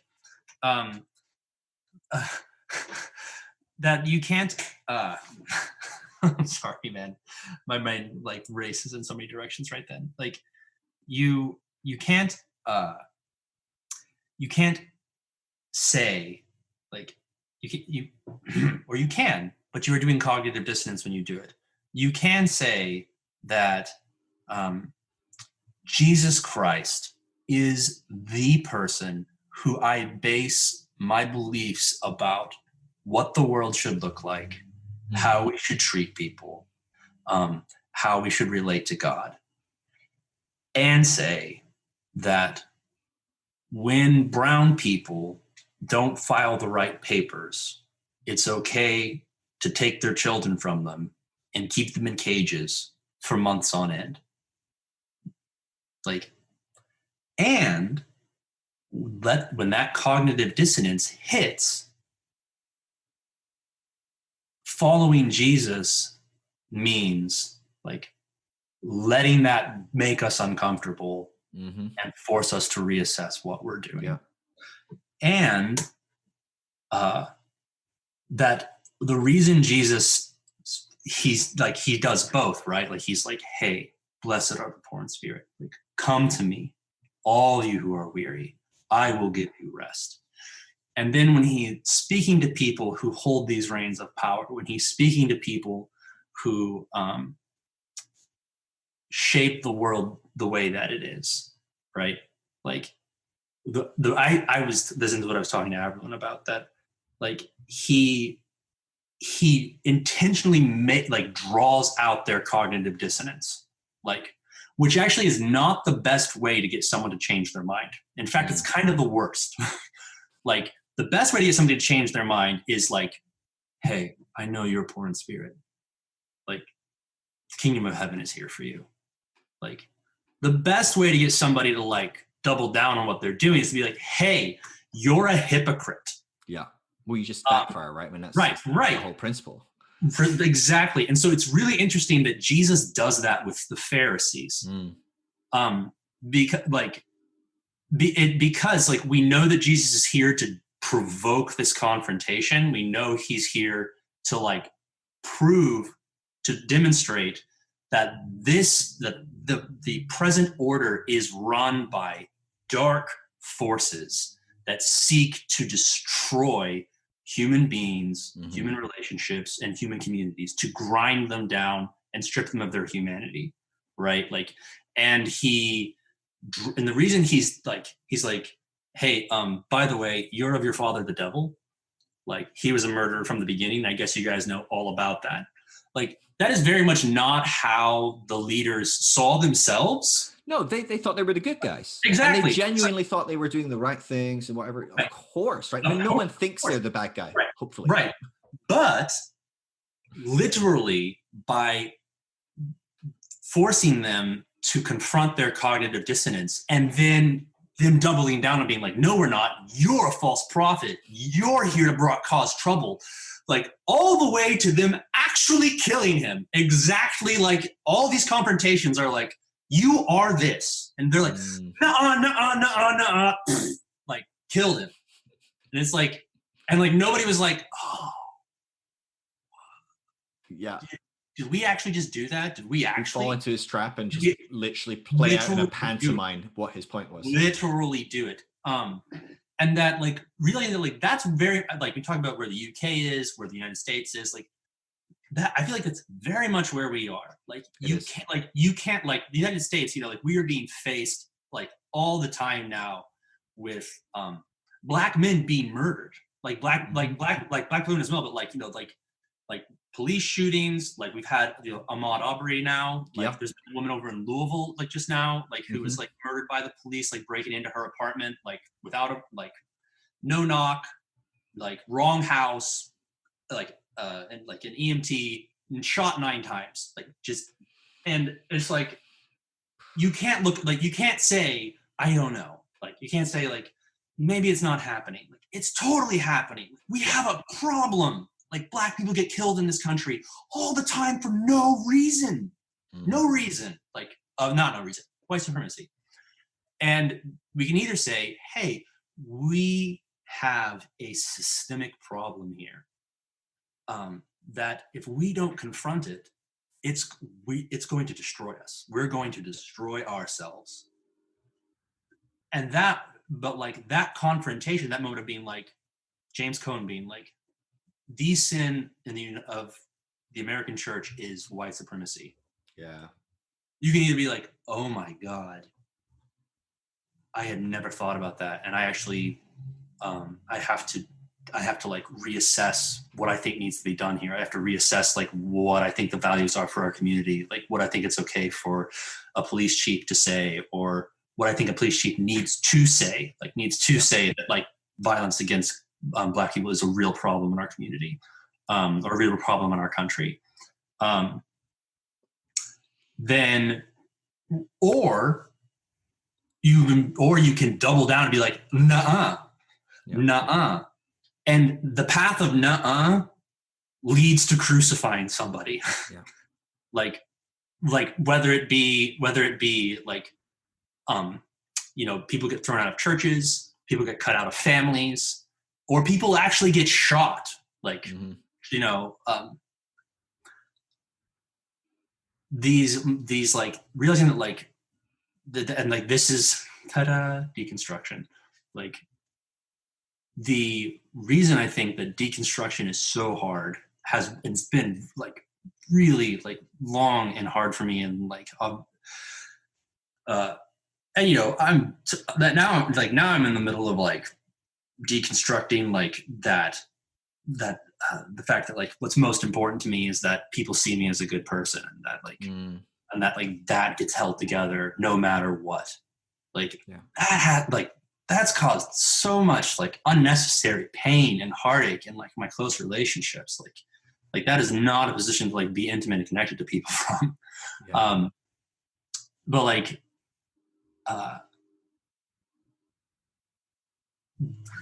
to find the places that I really need to deconstruct, I've had to find people who weren't like me, or pick up books from people who weren't like me. Even like those baby steps, like going from, listening to my friend from the UK, and paying attention to some of his blogs, somebody just from outside my circle, and then finding Anabaptists who are like pretty far outside my theological circle, and like listening to people from outside my political circle, and then people from outside of my like people from another race, people of another color, people from other countries, reading Spanish authors, and we're not going to be able to see what we don't see unless we pull on somebody who is looking at it from somewhere else. Yeah. And Yeah. And to recognize it by looking at it from a different, when you look at it from a different angle, they are going to say things that we don't see or agree with. And that isn't incorrect. It's their perspective, and it's potentially just as true as my perspective. It might even be more true. They might even have a better vantage on something. But the problem is we really struggle to listen to things that we feel are false, that we feel are attacking our or challenging what we know to be true. Because well, what I know is true. I wouldn't believe it otherwise. Right? I mean, what we believe is what we consider to be fact. Otherwise, we don't believe it. It's really hard to do that. And I think as well, going back to um, the looking at something. So how do I begin to look at um, the treatment of women in the systems and society that we have, whether it's within church or more broadly in society? Well, the problem that I have is when I'm extremely dualistic and my world is governed by, and somewhere like America is quite easy, the UK is quite easy as well. We've got kind of like two parties on the whole that we're going to discuss. The UK is a bit more complex, but not much. In America, you've got this group on the left, you've got a group on the right, Republican, Democrat, and you've got these two options, and they've both got phenomenal policies all the way through in different ways, and they've both got some really crummy like concepts, and that's just because they're humans, right? And they all have their own intricate biases, and they're all quite on a spectrum within those two camps, right? You could talk to two different Democrats that be quite different. You could talk to two different Republicans, it could be quite different. The danger is when we are forced to take a side because, well, God is focused on this, so we might look at maybe someone that is a white evangelical who are typically very vocal about abortion, for example, will go, well, Republicans are saying they're going to stop abortions happen. The Democrats are saying they're going to stop abortions happen, but they're going to do it in a more hands-off way. They're going to do education and healthcare. So I'm not as comfortable with that. I want some clear-cut black and white. So when a Democrat comes along and says, "Hey, I'd like to talk about some race issues," you might go, "Dang, racism is messed up, man. I don't like that there's racism." Or, "Hey, I'd like to talk about some sexist issues." You go, "Yeah, dude, I don't like that people are. I've got a daughter, sending her to school. I don't like that she's treated in some way, shape, or form less than the boys in her class. But I'm gonna have to put down my abortion issue to pick up this thing over here." Because I only have these two choices, and it's an absolutist position I have to hold. So suddenly you're left with, have you seen the Louis C.K. Special where it opens and he's talking about abortion, and he's in like San Francisco, and he's like, "Hey, everyone, San Francisco, whoa, super liberal here," he's like, he's kind of feeding the crowd, he's gearing them up, and he's like, "I bet you all like really, pro-choice here, all that different stuff." And the crowd's going, "Yeah," and he's like, "Bet you guys think all the people that are like, anti-abortion, pro-life, bunch of morons, right?" And everyone's like, "Whoa," and he's like, "Yeah, I know my crowd." He's like, "But here's the deal." He's like, I just love it. When comedians drop everything and it's just like, moment, wait, what's going to happen now? Feel set up. We were getting excited. And he's like, "Here's the deal." He's like, "This group of people, whether right or wrong, genuinely believe that millions upon millions of human beings are being killed every year." He's like, "Can we fault them for saying, I got a question?" Right? He's like, if you found out that somewhere in America, right, you go into a certain state and it turns out they just killed everyone that had a disability, or they just killed, well, in this state, we kill all the black people, or whatever, right? Or we kill all the men. We just want women in this state, right? You'd look at that and go, I got a question. Like, I'm not okay with that. Like, am I associated with that? Like, and it's this thing of like, so when you're dealing with something like that, right, and your only option to deal with that, millions of deaths. Now, whatever your position on abortion or whatever, and also it is complicated on how you get that number to go down, because I know a lot of people that are very pro-life that believe the methods to lower that number, and there's a lot of data to point to that being true, is to not make it illegal and focus on that, but instead focus on peripheral things. So it's a very complex thing. But when you genuinely are looking at something going, oh, there's an option for them to just go, nope, not allowed to do it anymore. That seems like that's a good idea, right? I'm very pro going, we're not allowed to kill people, right? And so the problem is, you talk about race, and it's like, well, yeah, I get it. Lots of black people die in America, right? But, right, and this is not me speaking, very clear here. But Mhm. they're thinking, okay, but we're talking millions, millions of babies being murdered. This is Right. like babies being murdered versus Right. like, well, black people, yeah, probably a lot of these are unjust, but maybe some are unjust. And they're weighing it all up and they're going, and it's all, we're talking thousands of people, not Mm. millions. Like millions of black people aren't being shot by police. Quite. Um, getting there. But, Right. cumulatively, maybe. But you know, like, so they're sitting weighing this, and if I can take a step back and look at it, I'm like, that's a shitty choice to go into a polling booth with. Going, do I want to vote for a president that goes, yeah, abusing women, brilliant, one of the perks of being rich, but I'm going to stop, murdering millions of babies every year. Now, of course, he hasn't done that. But do you know what I mean? If you genuinely think that, you're like, okay, which do I choose? He's bragging about abusing women, but he's going to stop killing 2 million babies every year. I don't know the numbers, you know, whatever, and however you quantify those different things as well. We're talking about impossible choices when you're in a particular framework of how you observe things. Now, I'm not even saying that that's a wrong framework. I think it's very valid, and I think when you're talking about the conception of life and the beginning of life, it's freaking complex, and nobody is particularly clued up on where we should begin that marker. Everyone has different opinions as far as sentience, as far as how we feel pain, as far as when we can think, as far as what is being conscious. Like, I mean, like, or even like, well, what is life? You know, where you go, I mean, a single cell organism is life, you know, and so super complex question. I am not going to judge someone for going, I figured out that it's here. Dude, well done. Like, if you think you figured that out, awesome. I have some opinions on that as well, but I'm not going to hold anyone to them. But it's a bloody hard thing if you're genuinely in that camp going, millions of people burn, or whatever it is, right? I mean, there's different topics. I'm just picking one that's it's an obvious Yeah. hot topic because the extreme of if this is exactly what is happening, anyone that isn't going nuts and running around, it's like people that say they believe in hell, right? I'm like, Right. you don't believe in hell, because if you actually believed in hell, you would be breaking doors down, going, Paul, please listen to me. Just say Right. the prayer. I don't even care if you believe it. At least maybe be in. Like, you're going to burn Right. forever. You know what I mean? If you really Yes. believe that, you wouldn't let your kids leave the house. Do you know what I mean? Like, you would Right. be freaking out until you were Yes. sure they're in. Um, Right. and I think it's the same deal. Like, if you really believe that, dude, do you know the guts? Now, I think this is one of the most disgusting, awful, horrible things that you can have. But one of the people I'm trying to have on the podcast is Megan Phelps.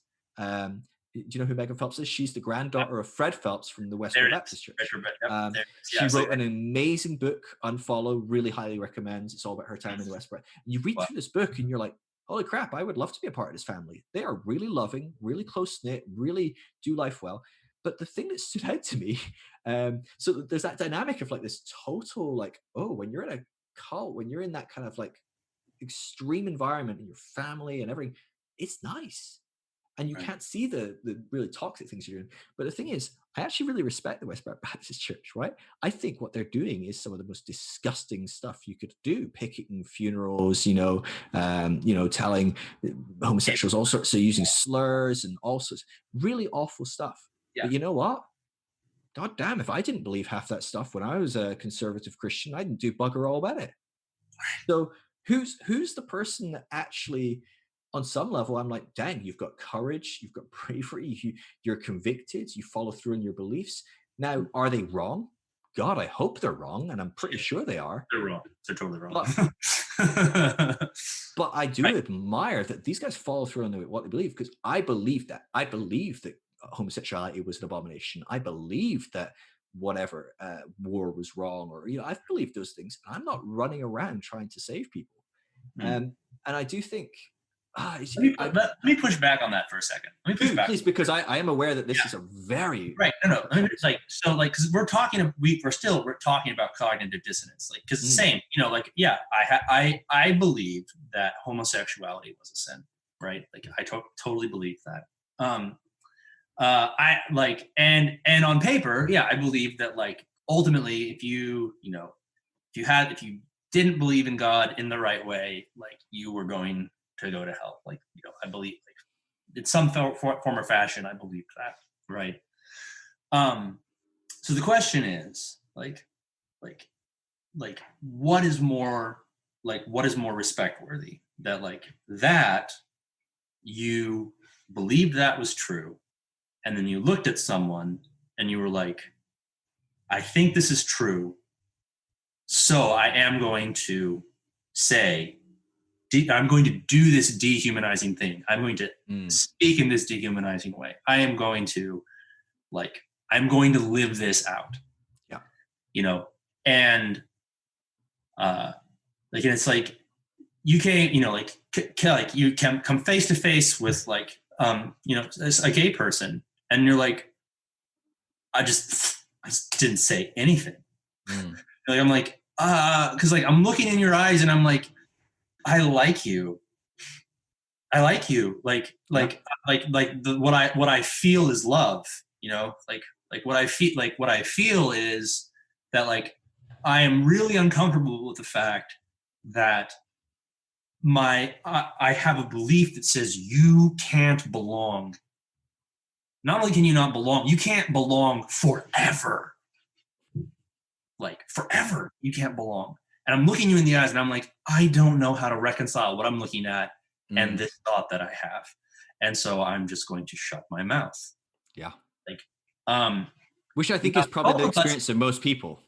What'd you say? That's the experience of most people, right? That's why, right, of course, most people don't really believe that their Aunt Susan's going to burn for 20 trillion years, exact same amount of time, like eternity, as Hitler, right? Because Aunt Susan was quite nice. They gave them an Xbox for Christmas one year. Like, she helped the homeless. She was a nice woman. So, like, really, just because she didn't say a prayer? And so on some level, we're all kind of there where we're not really. And so the question is, like, so obviously we're both having this hit of cognitive dissonance, right? Like, at least I believe, I believe, like, I don't think there's anybody, maybe, well, take that back. At least with, like, what's her name? Who wrote the book? Megan Phelps, yeah. Megan Phelps, thank you. Megan Phelps Roper, I think now. She got married. But she has this moment of cognitive dissonance, obviously, where she realizes she's not sure that she believes this anymore, right? And I suspect everyone in that has had moments of that. Like, everyone, like, because like when I was at Bethel, like, I was really all in at Bethel. Like, I really wanted it. I really, really wanted it. Yeah. And then, like, there's this moment where I'm, like, collecting gold off the walls, and I'm like, I don't know what's happening anymore. I don't know like what this is about. And then, it's like, yeah, look, gay people can't be part of the family of God. And it's like, I'm looking you in the eyes and I really don't know if I believe that that's true. Yeah. And it's like, and I know the reasons why I'm supposed to believe that, but, like, I'm having this cognitive dissonance now. What am I going to do about it? To the end that, like, is it like, I don't, because the world doesn't consist of, like, our communities do not consist of our ideas about it. They consist of our relationships in it, right? I have neighbors, like, who I have substantial disagreements with, and they borrow my lawnmower and then I borrowed theirs, and we hang out on the front porch and we, like, and they've asked, and, like, they are, like, sweet with my daughter, and they, like, like people who, like, like, we are on, like, as opposite ends of, like, a political spectrum as you basically can be, except, don't trust the government too much. We can all agree on that one. We can all agree on that. Like, government's really burned that bridge at this point. Watch them. Like, are they your friends? Watch them. Is it the other guy? Watch them. But, like, what makes up our community is the way we treat one another. Yeah. Just, like, despite what we might think about whether or not that position is ridiculous, or whether or not, like that's the way you should handle money in this community, or that's the way you should handle support relief in this community, or whether there should be Section 8 housing on our block, or whether there should be a halfway house, the next block over. Like, these are real things. They're real things that like you can have real conflict over and real arguments over. The question is like, am I going to be like you don't belong? Like, and like, and so I say all that to say, like, I do not share the feeling that like it is inherently respect worthy to like act on your beliefs in a thorough way, like because like you stand there across from somebody who, you know, their 18-year-old son was blown up in Afghanistan by an IED in a war that's explanations are crazy, and he just signed up out of high school because like he wanted to serve his country, and you get there and you're facing an unbelievable shock, and someone's standing at the other side of the casket like, your son's dead because people are gay, sorry, like, except not sorry. You know, ditch the sorry. No, well, you can't be sorry. You've got to be thankful, because you've got to be thankful for everything that happened, because that's God's will. Right. And it's like, that's when I think about like, why would Jesus sometimes just be like, you're a hypocrite? Like, why would Jesus be like, you're of your father the devil? Why would those moments come in my life, like where it's like those moments where it's like, you don't want to be a good person, you want to protect the vision of yourself as a good person. You know, like, and like to have those moments come and like feel like the teeth draw around that thing to protect that, like to be like, I will literally bite and claw to like stop this thing from being ripped away from me, like, because and I could have had, I mean, I've had thousands of like, come to me, all you who are weary, and I will give you rest. Like, I've cried and I've wept, and like it's been so meaningful and stuff, and like so moving, and I really needed that. But like, real change has come in my life in moments where it's like you are paralyzed, willingly defending this version of yourself because it's what makes you feel good, and it's actually to the harm of other people, because you're not being honest, you're not being vulnerable, you're not being committed. Like, what I want is like for other people to see me as a good person. And like, and all this time I'm telling myself that like what I want is to be a good person. It's like, those are very different, because to be a good person is about doing things. I mean, to be a good person shows up in how you do things. And yeah. How have you navigated that? So how have you gone from, presuming you've obviously arrived and you're now here and you're a good person. No, I'm glad you brought that up. Please go on. How have you gone from and you'll be selling your book on how to become a good person. Yes. This is my mug. The party has arrived. It's going to be the title of my book. It's not. It's just a mug. How have you navigated? Obviously, you've thought about this enough to realize that dynamic is in you, that I want to be seen as a good person, but actually on some level deeper, I'm like, no, I know that I really want to put that aside and be a good person. That is some deep inner work, like to start making those shifts, because you're not wired to do that. Like, that's not how the human brain is wired. We are not wired, but really I am not wired. And then you're doubling down on your 7-ish. So how have you gone about like being intentional with that, or were you intentional, or was it more that you needed some like getting kicked off your donkey, like Paul kind of scenarios, like having those moments where your wife's like, Aberline's like, dude, what the hell? You are a patriarchal piece of crap. Like, that's really sexist, and I'm not okay with it. Like, obviously, that's the moments where you're like, oh crap, I'm on my ass, and like, wow, what's happening? No, I mean, like, Aberlin, like most women, has carried a lot of emotional water for me. I have no idea. I have no idea. Well, actually, I have some ideas, and they're all frightening. And I am leading a cult. If I did not have Aberlin, like, yeah, they are scary potential futures. No, There's been a couple of particularly helpful moments along the way. Some really helpful resources have. I remember you and Jordan were talking about this. Actually, you were talking about The Body Keeps the Score. Okay, yeah. Really great book, and that was the the first step of changing is admitting you have a problem. Like the first step of realizing that you are not good, you're not in a good place, you're not okay, Yeah. is experiencing that you are not in a good place and you are not okay.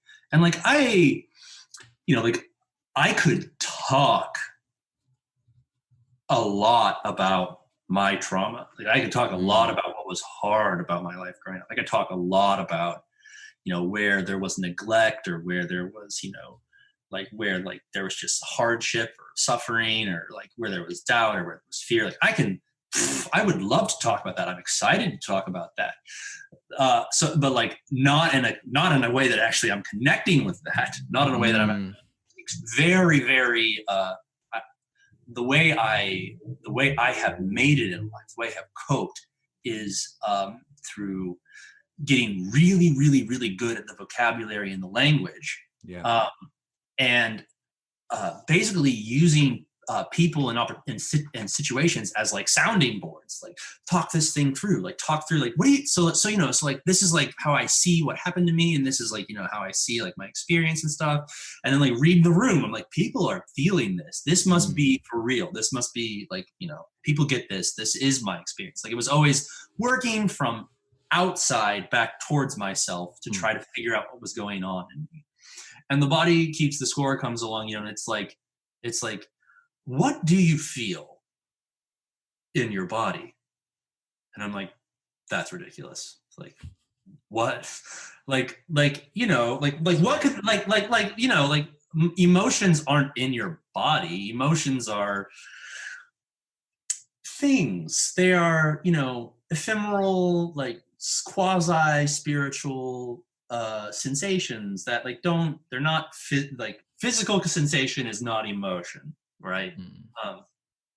And they're like, okay, but where do you feel tension? And then I'm like, I work on I've been working on a garbage truck for the last 10 years, and I've consumed most of my material through audiobooks. So I'm like listening to this. Right. I remember exactly where I was. Like I'm like sitting in the cab. I had just like picked up a stop, and like I just pushed the air brake in to go to the next stop, and like pull the air brake again. And I'm like sitting there, and then I keep sitting there, and I'm like, oh my God, is there anywhere I am not right? Is there the anxiety, right? Where do I keep tension? Every single cell. Thank you. But especially like in my gut, and they're like, and they're like, play again. And it's like, like for many people that like are really like removed from their emotions, removed from their bodies, like to start, you have to actually just listen, pay attention to what your physical self is doing, which, for lots of us, like, the heart's deceiving above all things. Who can understand it? Like, the flesh is like at war with your spirit. So like, really, what could be a worse idea to find out truth about yourself than to give your body the time of day? Like, cause it's just here to give you grief, man. Like it's going to pull you down. It's going to deceive you. And like, so yeah, like it really was a kind of all of a sudden moment. I'm like, I have felt at minimum low key anxious for about 31 years. gosh. And it's terrible, right. but it's really funny. It's terrible. We laugh because it's how we relieve tension to protect ourselves from anxiety. Don't point out my tension here, Ethan. This is not what this is.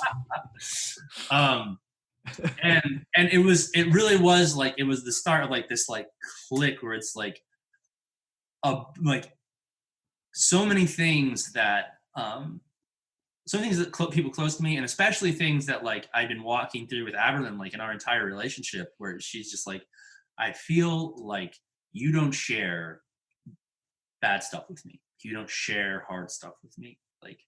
Like you can talk about hard stuff with me, but it's not really like your hard stuff. It's not what you're dealing with right now. Like that just doesn't come out. And I'm like, I don't know how to help you. Like I don't know how to do that. Like, I mean, that is like, I am doing that. In fact, let's start talking about it.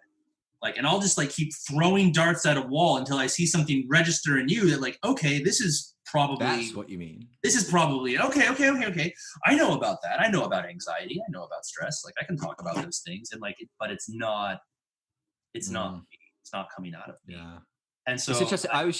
I just interviewed a guy called Mark Karras. He's a therapist. And he was talking about how much of therapy at this stage is realizing, oh wow, talk therapy is great, but it doesn't work. We need to actually start having practical applications of different things and start doing some deeper dive, because for the vast majority of people, while talk therapy can help, it's not the answer. And so it's interesting you're saying that, because that's something I've found is I'm like, I can talk, and God, does it feel good sometimes to talk, because I can start talking to people and I'm like, oh my God, I've got this problem, and I've just suddenly become aware of it. But again, now I'm just aware of it. Okay, cool. What next?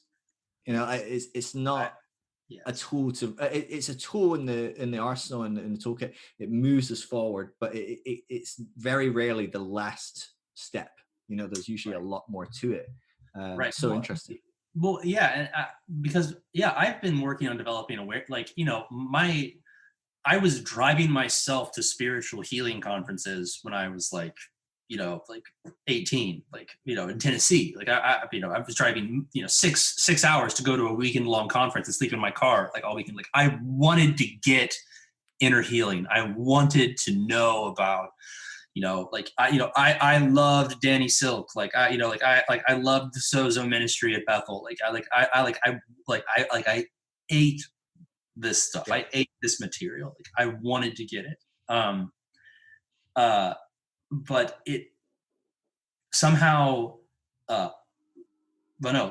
so all this awareness about what trauma is, how it works, how we cope, none of those things was the same as being in my body and being able to know what I am really feeling in the moment. Yeah. How did you go about evaluating that? Like for me, I use something like meditation or something like that is very helpful for me to kind of start. I think I have low interoception. So interoception is how aware of the body you are. Oh, yeah.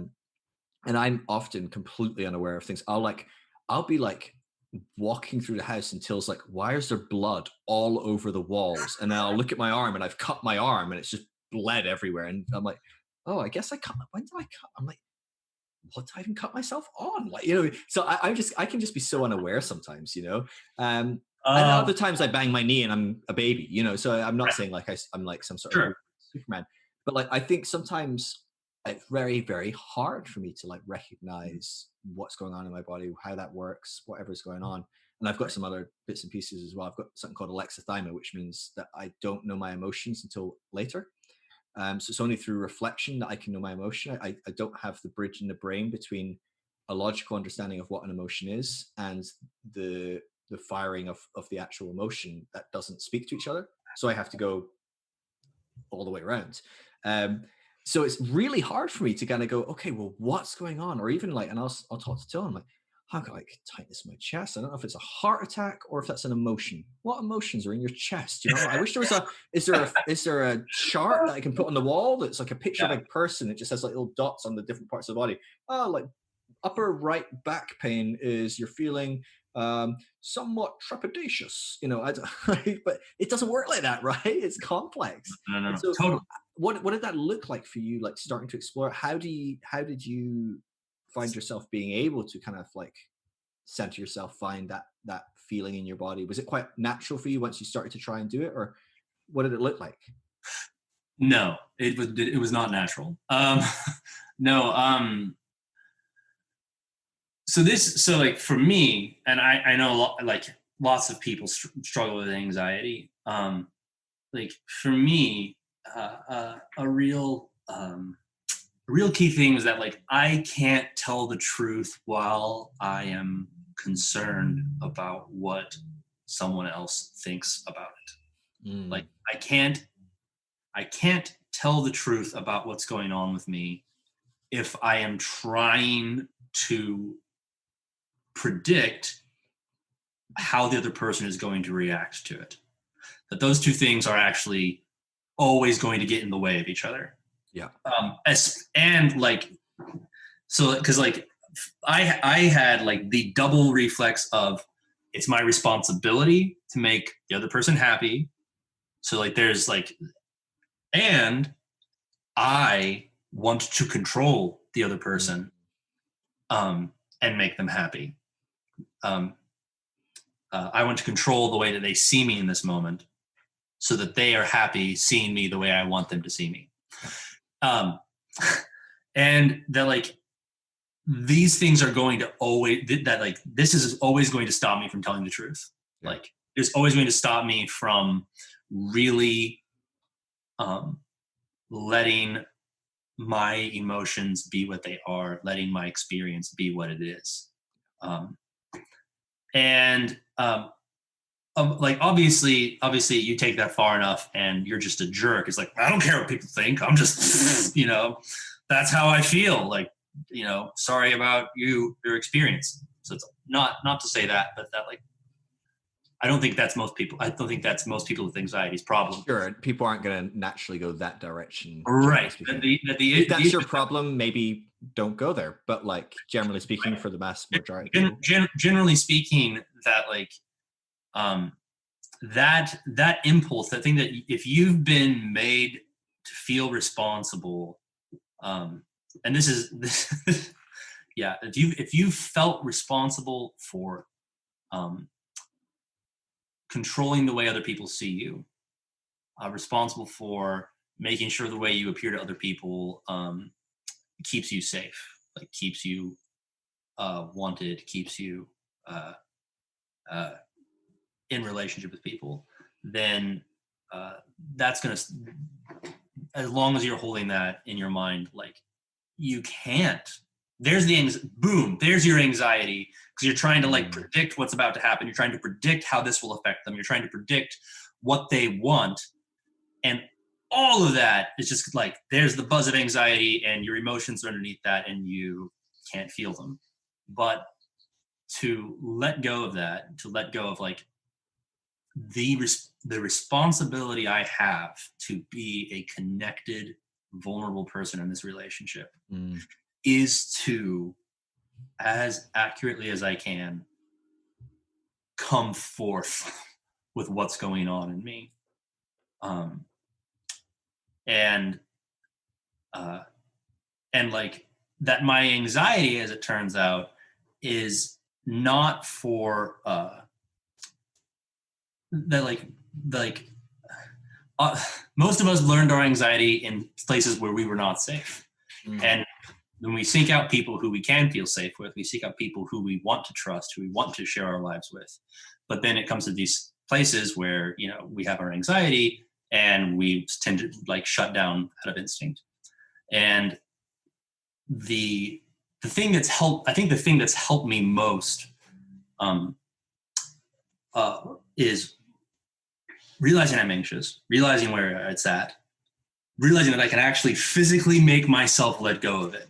Like it's in my body. Like I can literally breathe and work with my body until that thing actually lets up a little bit. Mm, And then I'd be like, the thing that is most necessary for me to be a vulnerable, connected person in this relationship is to tell the truth about how I feel, mm, is to tell the truth about my experience, because that is vulnerable. Like, yeah. um, and uh and like the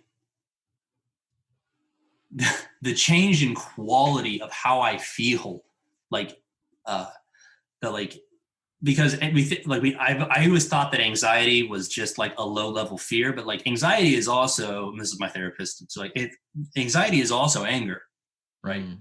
People who are anxious are also angry. They're scared and they're angry, and a lot of times the reason why we're harboring this anger, this low buzz all the time, is because like we're not safe. We feel like we're not safe. We feel like we can't say what's really going on in us. We feel like maybe people don't want to know, or people can't handle it, and the moment that we actually get to let go of that anxiety enough to come out and actually say what's going on with us, like it's like we just parented ourselves out of our trauma, and we're able to come out and be known and be seen and have the chance for the other person to love us as we are, rather than me as I've been trying to present myself as this good thing that I want you to see me as this version of good that I want you to see me as. And the most effective tool, apart from like taking time to check in with like what's going on in my body, is like I get up in the morning, and before I like look at my phone, before I do Facebook, like I go downstairs and I get a cup of coffee and I stream of conscious, like a page or two, like onto a journal. Like journaling sucked for me for so long. I would try it and I would ditch it because I was always trying to like, I was always like writing for posterity, like as I'm like journaling, I'm like, somebody might read this after I write it. So, Let me write my memoirs. I want it to sound good. I want it to be a blog post, You still aren't going to be vulnerable and actually say what you're thinking either, because you have to just write what someone's going to be like, wow, Ethan was profound. And exactly. He never struggled. Wow. He never, or if he did, he had good answers. Just crushed it. Yeah, absolutely. Yes, exactly. So, and the beauty of doing it first thing in the morning for me is that like, you're processing things while you sleep. You're like, you've had it like, and there's, like, and I just like,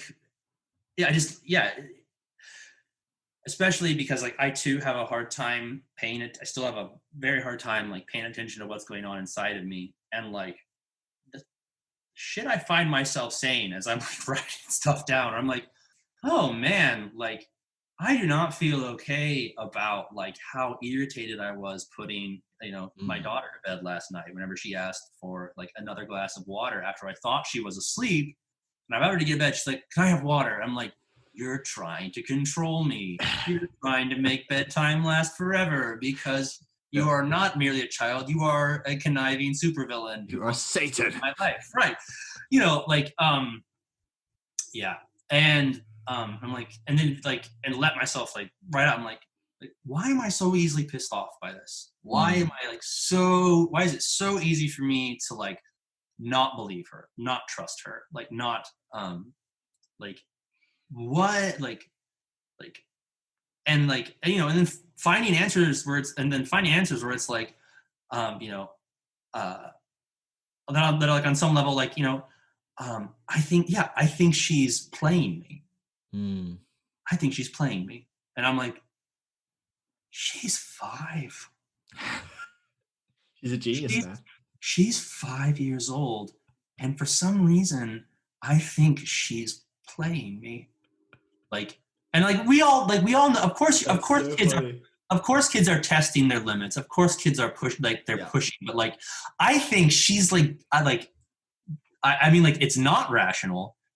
I'm reacting out of like this like fear that this is never going to end. I'm never going to get out of bedtime. Like, I am never going to be able to go downstairs and like decompress with Aberlin after the day and like talk. Like, I'm going to be in this bedroom for 3 more hours and like it's going to kill me. Like, that's where I'm at, right? All it took was like a second request for a glass of water and boom, there I am. Breaking point. That was all it took. And I'm like, and if I hadn't been journaling it out the next morning, I probably wouldn't have really noticed. I would have rationalized it. I would have like been like, I was just stressed, or I was just tired from a long day, And the same woman who wrote the book I mentioned earlier, Mistakes were made, but not by me, about cognitive dissonance. Yep. She's got the quote. She's like, we are not rational animals. We are rationalizing animals. And then it's like, I had to, that's been really helpful for me, because, and again, just like you can't imagine any other audience than yourself and what's really going on with you. If you're at all like me, you have to put all audiences out of your mind. And give yourself and that first thing in the morning, it's been really helpful, to help touch those emotions, those moments that I would brush past, or put a positive spin on, or rationalize away, or just do the push it down, push it down deep. I don't ever feel it or think about it again. I love it. You're making me want to start journaling again. I'm rubbish at journaling, but I really like it when I do it. I just don't do it. It's like I'm not actually trying to remember what happened the other day. I am not trying to create a narrative. I don't put any. I'm like not trying to explain anything. Like I'm jumping right in with don't know why I was so pissed when there was the second request for water last night. I'm not writing Eve's name. Like I know who I'm talking about. Yeah. It's like if somebody came along and tried to read it afterwards, they'd be like, this is madness. Like who is he still writing in the first person? Is he talking about himself? But you're probably not even going to read it yourself. It's literally about almost like helping navigate your thoughts. I have never reread one of those pages. Yeah. It's a really terrifying idea. Good idea. Never. Oh, dude. So my wife has like this stack of journals from her life. And even at the very young age, I think it was like 5 at school, they had a project that like every week for the entire year on a Monday morning, you would sit down and you'd write a little bit about your weekend. And it's a great little English exercise and whatever. Sure. And they did that right the way through school pretty much. She was writing journals and stuff. And I tell you what, have you come across, I know you're really into slam poetry and different things. Have you watched Mortified Nation? All these kind of stuff? No. Dude, you don't know about, you'll love this. So you can find it on Netflix. It's a documentary, but then there's a podcast and a whole movement of this thing, and you can go into shows and stuff, or you can do it yourself. Basically, the premise is people reading out their most embarrassing moments in their lives that they find in old journals in front of crowds of hundreds of people. And it is incredibly liberating, incredibly profound. It's incredible because this is this person that is reading it, but it is not this person that is reading it. Do you know what I mean? You're reading your 15-year-old self. That is you. That's who you, that person became you, and you are that 15-year-old. Right. But you're not that 15-year-old anymore, right? And you can be laughing about your obsession over a particular person, or you can be laughing about how much of an issue it was when that person fell out with you and you don't even think about them anymore, or you've been best friends for 25 years now, or you got married to them or something. Do you know what I mean? But it's all this kind of concept of time, perspective, the way we adapt and evolve psychologically and look upon things so differently. It's just so fascinating. It's really, really cool. So the documentary's on Netflix, but there's a whole bunch of different stuff that's fascinating about it. I really want to go to a live show. I wish I had journals, but it's there's something very fascinating about watching the inner monologue of yourself. Like Tilly won't mind me sharing this, maybe. Here we go. Sorry, here we go. She's asleep. She doesn't know. I don't think she listens to these podcasts. But for a while in her like, I don't know what age she was, probably like 11 or something, she would end every like not newsletter, every journal entry with like WW and then something profound, and it was wise words. And so she had to kind of come to this conclusion, and she was like some sort of sage, and she's like, today Amanda was nice to me, but Julie wasn't very nice and it hurt my feelings. Wise words. If you're ever feeling down, just watch Friends. It always makes me happy. This is her wise words. I mean, honestly, I do enjoy Friends, but no, that's great advice. That's but great. Yeah. I love the concept of so part of me, when I write a journal, I'm always thinking of like, okay, I need to like, I want to reread these. Because part of me wants to do it for posterity. Sure. Posterity. Not prosperity. I'm not going to make much money off this. Yeah, I'm with you, buddy. and it is hard to just write a stream of thoughts. It's almost hard to just have a stream of thoughts without a narrative, in a sense. Right. I know is what we're doing in our head all the time, and that's what we're trying to capture. We're not trying to suddenly give it a structure and make sense of it, because then you lose the natural flow of what's happening within.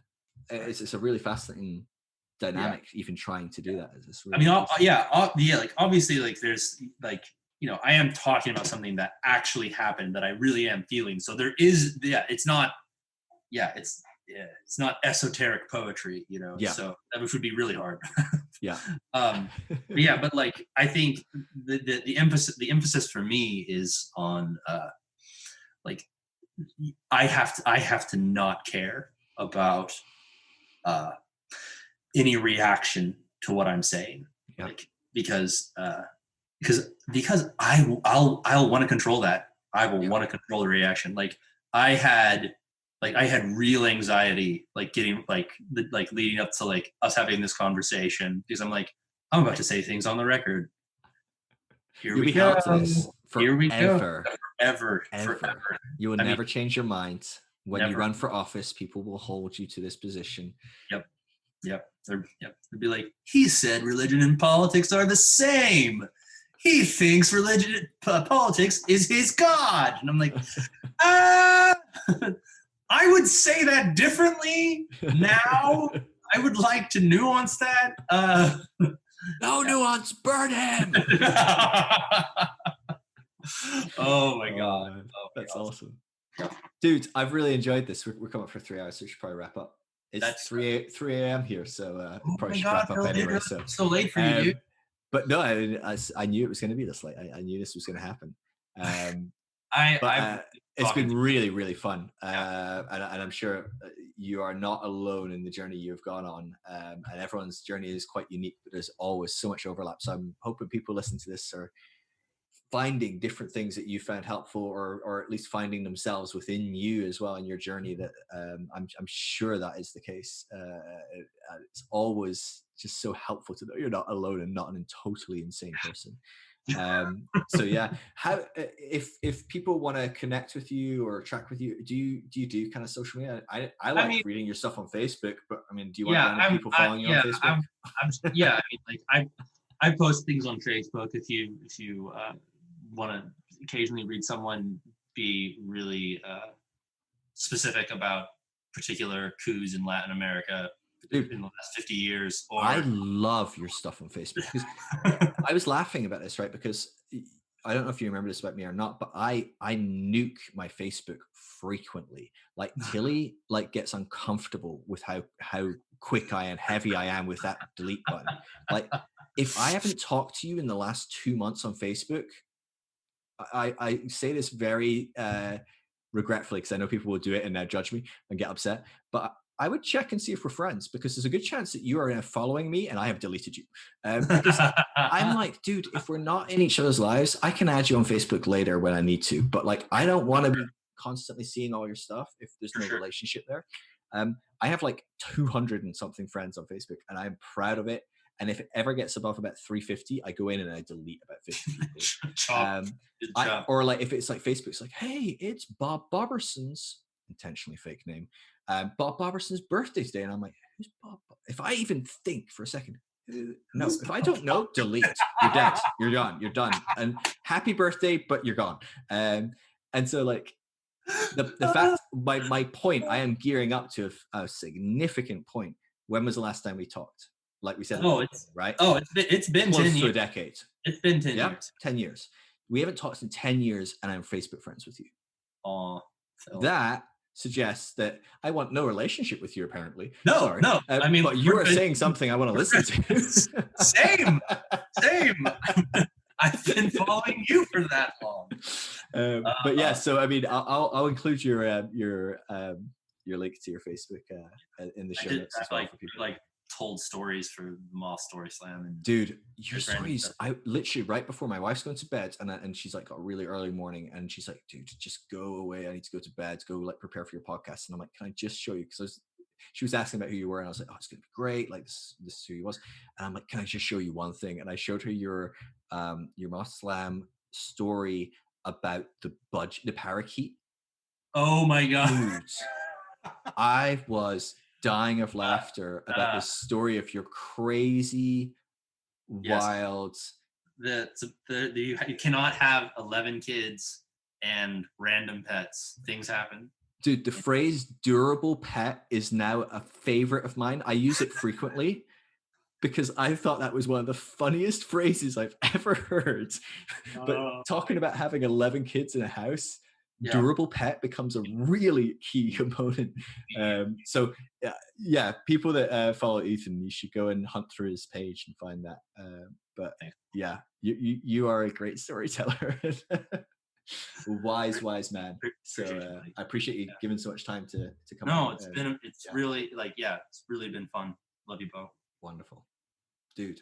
I'll message and keep up, and I'll let you know when this goes live as well. Okay, I'll send you some links and stuff. Probably a couple of weeks. I really appreciate you even inviting me on, man. Like just like the chance to like think about I'm like, what the heck has happened in the last 10 years? It's like really good. I'm gonna be writing about it tomorrow morning. Like I can tell you a journal experience. Yeah, right? Here it is. It's not gonna make any sense. It'll help. What did I say? Why would I say that? Oh no! This is exactly why I don't listen to my own podcast. George H.W. Bush of mass murder publicly. Oh my god, that's funny. I love it. Well, have a good evening. You're probably running out of day as well, right? You must be 10 o'clock. I mean, no, definitely. And I think Aberlin is waiting to debrief with me. So, or she's asleep. Dude. I know. Yeah. She might be asleep. We'll find out. You can let her know after the journal. Probably better to process after the journal. Oh my god. Awesome. Love you, man. Dude, love you. Catch you later, yeah? Yep. Talk to you soon.